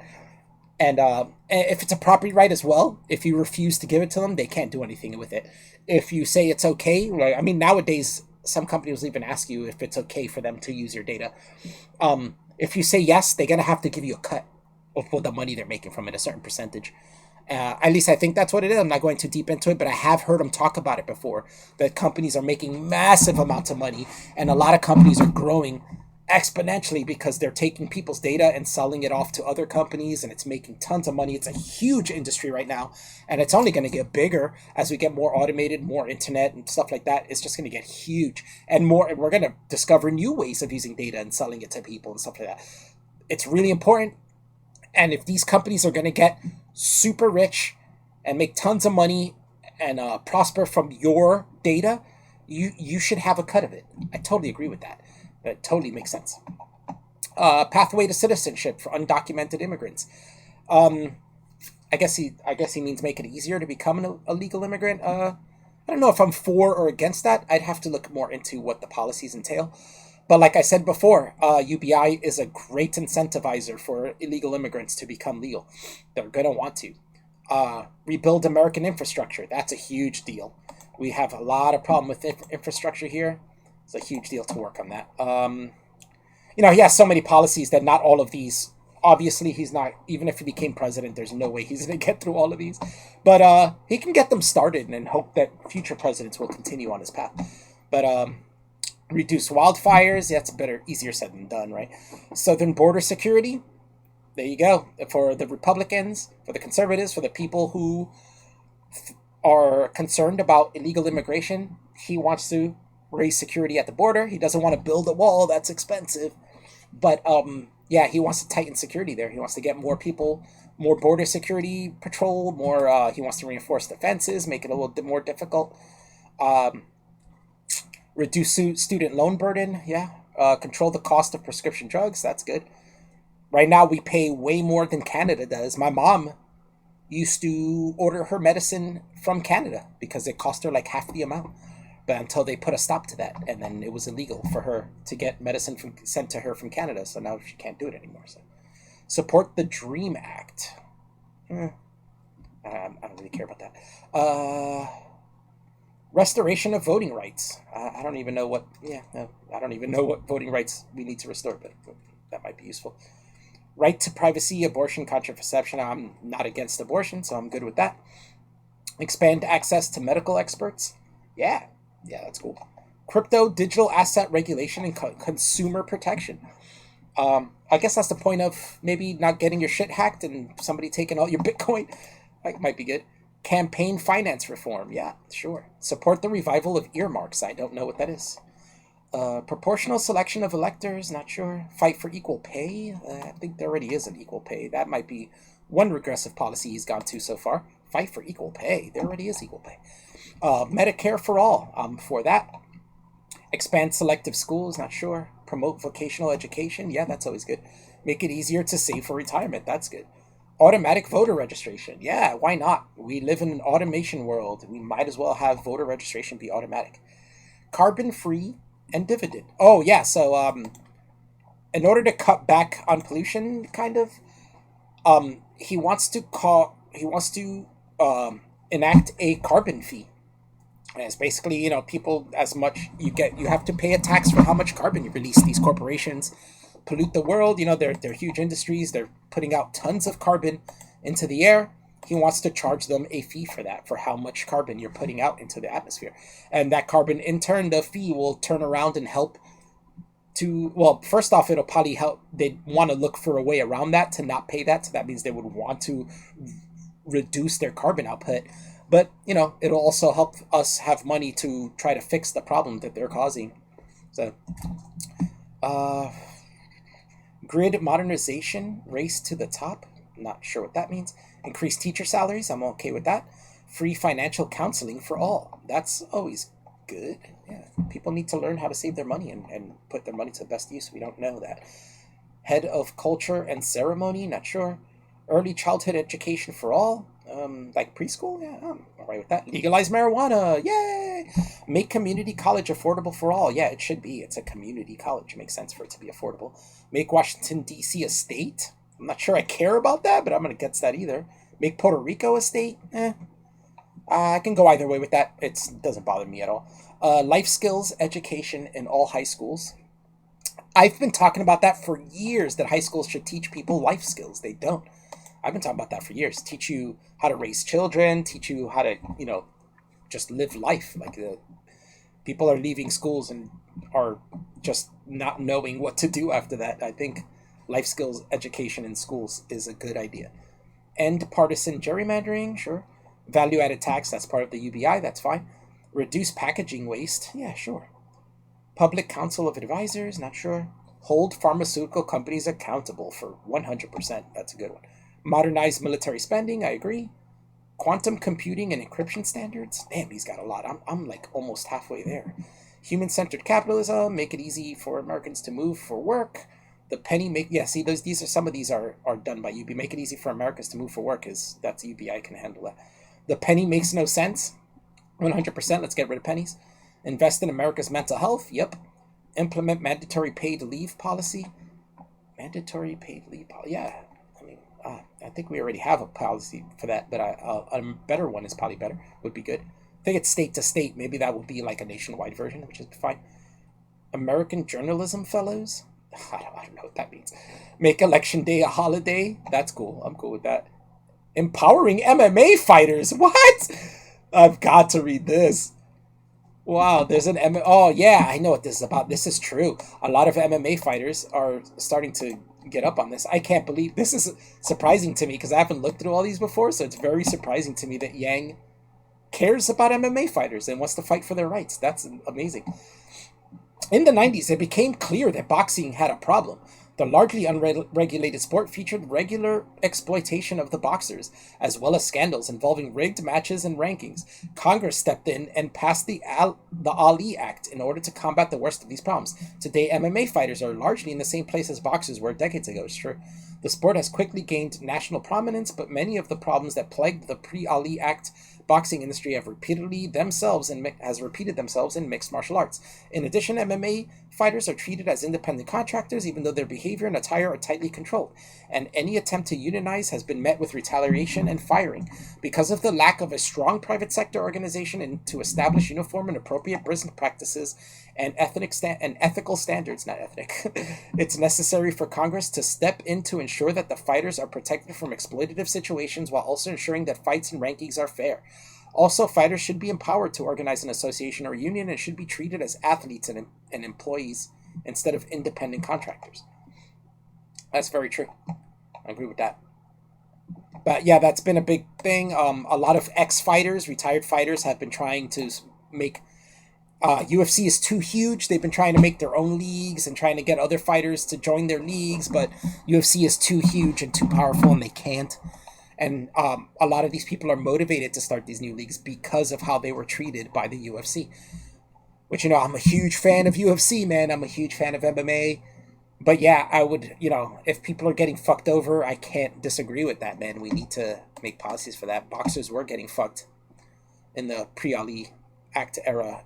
And it's nice to, we need to work on that. I'm very surprised Yang is for that. He should kind of talk about that more, because if he can get MMA fans listening to that and fighters listening to that, they might be all for him and he might want to talk to him. He's probably the only politician running and having with a policy for MMA fighters. That's amazing. Reduce harm to children caused by smartphones. Yeah. Ease the transition of self-driving vehicles. Capital gain carried interest tax. Every cop gets a camera. I'm 100% for that. 18-year term limit for Supreme Court justices. Genius. Totally for that.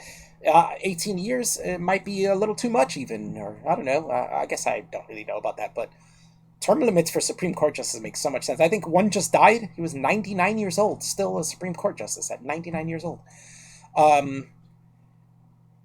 Revive the Office of Technology Assessment. NCAA should pay athletes. Agreed.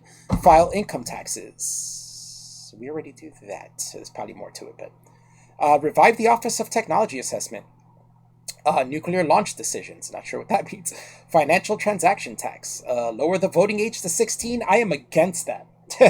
In fact, I think the voting age should be raised. But that's one thing he's running on that I don't like. Out of hundreds, that's fine. Limit bureaucracy in the federal workforce. Tort reform, reasonable dismissals. Not sure what that means. Decrease pretrial cash bail. I'm not sure I'm for that either. Local Journalism Fund. America Mall Act. Extend daylight saving time all year. Is that just getting rid of daylight savings? I mean, I'm fine for that. I never understood daylight savings anyway. I thought it was dumb. Provide basic banking services through the post office. That's cool. I'm for that. Entice high skill individuals. Relocate federal agencies. American exchange program. Zoning. Democracy dollars. I think, I'm not sure what that is. We'll get into that another day. Prevent corruption in the federal government. That's always good. Algorithm trading and fraud. Ranked choice voting. Blah, blah, blah, blah. We're almost done here. Nuclear energy. Decriminalize opioids. Closely monitor mental health of White House staff. That's a good idea. Modernize voting. I think a lot of people have been talking about that. I think Devin's actually talked about that. Modernizing voting. People shouldn't have to go out to vote anymore. Like, we have the internet. We can figure a way out for us to vote from home and make it really easy to maximize votes. The freedom dividend we know about. Free marriage counseling for all. I think that's a good idea too. Modern time banking. I'm not sure what that means. Combat climate change, of course. That's a great one that, we've been trying to do for a long time. Automatically sunset old laws. This is how, it was funny how into the, internet he is and knows the lingo, which automatically sunset old laws. That's great. I've said that for years. I don't know why we keep outdated laws that aren't even enforced anymore. I think maybe every 10 years we should go over the laws again and be like, yep, we don't, if one law we notice we aren't enforcing don't matter anymore, just get rid of it. There's no reason to keep it around. Economic crime. Okay. reduce mass incarceration. Depends on the policy on that one. That's it if you want. Prosperity grants, media fragmentation. I think that is to keep it from being fake, maybe. Opioids crisis. Yeah, we need to work on that. Prevent airlines from removing customers. I don't know about that yet. Making taxes fun. Yeah, sure. Net neutrality. Awesome. I love it. LGBTQ rights. That sates certain people. Maybe that helps get votes for him, but I don't know what he wants to give to them. But if it's reasonable, yeah, I'm for it. I'm not against LGBTQ having rights. Regulate AI and other emerging companies. Yes, robocalling text line. Oh yeah, I think he wants to get rid of robocalling, which I'm totally for too. I hate those fucking automated voice things that come up and talk to you. But yeah, those are all his policies. I went through just a cursory. Go tell us about those. Tell his policy on killing Peruvians. He will not kill Peruvians. If you want to come in here and talk some, Devin, I've been asking for people to come in here and talk to me about Yang, but they don't want to. But I gave people, I'm just going through a cursory look at his policies. I will make videos in the future going more in depth in his other policies. Devin brought up a good point to me saying that mostly what everybody talks about when it comes to Yang is UBI. And it's a lot of it's his fault. It's what he pushes the most. He thinks that just telling people, I'm going to give you $1,000 a month is the best chance. But going through that, there were other policies that would entice people to look at him. The MMA one I was talking about. He's the only politician I've seen who's ever brought up the problems in MMA and regulations in MMA. And the same ones that was in boxing that we need to work on. And I think if he came out and made a video or came out in a debate or one of these things, channels saying, hey, I want to fight for MMA rights, for MMA fighters' rights. That's a huge one. MMA is huge. I think you'd get a lot of fans and a lot of fighters, working on him, and a lot of fighters promoting him might be a good thing. Maybe some of the really big fighters will like that he is calling for changes in MMA regulations, that helps the fighters, and they'll come out and promote him. You know what I'm saying? Well, imagine if Conor McGregor comes out, or Masvidal, or Tony Ferguson, or one of these huge guys come out and make a video saying, I support Yang. We're fighting for our rights. We need a union. Devin just brought up we need a YouTuber union. We need that too. I agree. We do need a YouTuber union. If we can't get a YouTuber union, we need help on making competition for YouTube, because if YouTube has competition, they're going to have to become more lenient with the rules, because if they get rid of everybody, I mean, I sent Devin an article I saw the other day that at VidCon, YouTube is talking about changing their hate speech policy and making it more strict. It also had something saying that YouTube doesn't need you to violate their rules to get rid of you. If they just see your channel as a thing that's dangerous to the rest of the community, or however they say it, that they'll just get rid of you. They don't care that you haven't violated the community. This is all because of the thing that happened with Steven Crowder and that Carlos Maza guy, I think was his name. Because basically that guy and people on his side were calling for YouTube to terminate Steven Crowder's channel because he was making fun of him. It wasn't even that bad. Like, I've seen the clips of him making fun of him. They weren't that bad. But, he wanted YouTube shut down. And YouTube said he's not violating any terms of service. We really can't. So now they're coming out with new rules to say, hey, we can get rid of your channel even if you don't violate the rules. It's ridiculous. We need a groomers union? Yeah, I'm totally for that. My grooming is going down, actually. I haven't had many women's around to groom, so I need rights on that. I need to feel that I always have someone to groom around, Guaranteed groomee. But yeah, unless anybody else wants to come in and have anything to say, I'm pretty much done. Go over what I covered today. Everybody's arguments against UBI and Yang are garbage. Haven't had one good argument against it. Maybe not complete garbage. Some of them were kind of reasonable, but if you look into it, it's most of their refutations are destroyed. Make sex work legal is actually a really good one. I've thought about that for a long time. I don't see why we're not taxing and making money off of sex workers. The country can make tons of money off sex workers. There's no reason for it to be illegal. And in fact, we can regulate it better and there'll be less spread of disease, because if you want to work as a sex worker, then there's gonna have to be a thing where once a month, or after every John, you get tested and stuff like that, so you spread disease less. And Marina talk about Bates. Yeah, I only have 12 people watching. I need to raise the amount of people watching. But yeah, I covered all the things, all people's arguments against UBI. They were all wrong. Yeah, I'm gonna make this a shorter video. I just kind of wanted to do a live stream to get all my thoughts in order. And I am a lot better on the spot than I am planning and thinking. And when I have to plan and think about things, I tend to procrastinate on them and doubt myself. But when in situations like this where I just have to work on the fly and on the spot, I'm a lot better. I don't know why. It's just always the way I've been. I'm good on the spot. That's why I'm good in arguments when people argue with me. But if you maybe do it, Don Boscarelli. Oh shit, I'm 3 hours late. Well, Don, you have a chance if you have any arguments against Yang's UBI. You probably missed a lot that were already said, but I mean, I can do a short version if you need me to. But a lot of the arguments is where's it gonna come from? Easy VAT tax, Would it cause inflation? No. VAT tax, it comes from the VAT tax, so there's no new money being printed. Thinking is for pussies. Damn right. Action all the time.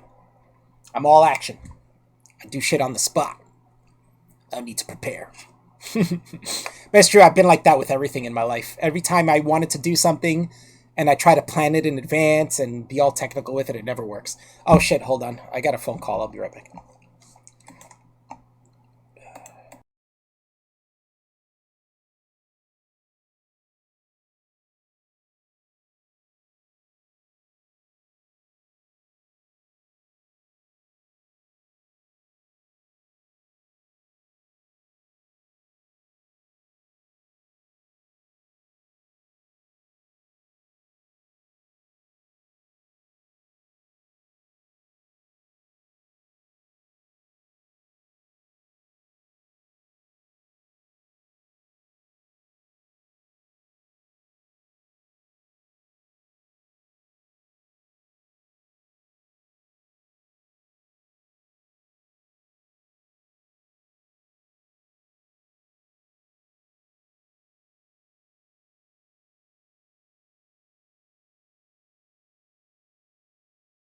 All right, well, it seems like I'm going to have to end this. I got a plumber here for upstairs, and the people upstairs were supposed to be home to let the plumber in to fix their plumbing problem.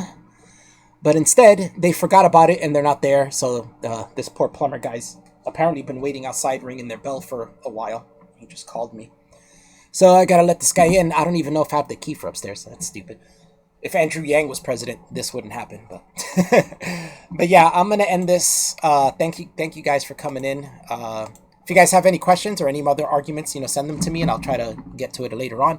But yeah, I'm gonna be making a series of videos for Yang. I might cut the UBI stuff out of this one to make the video, and then for the other policies, I'll start new videos. But thanks everybody for watching.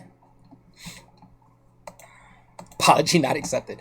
Ah well. All right, I'll talk to you guys in a bit. See ya.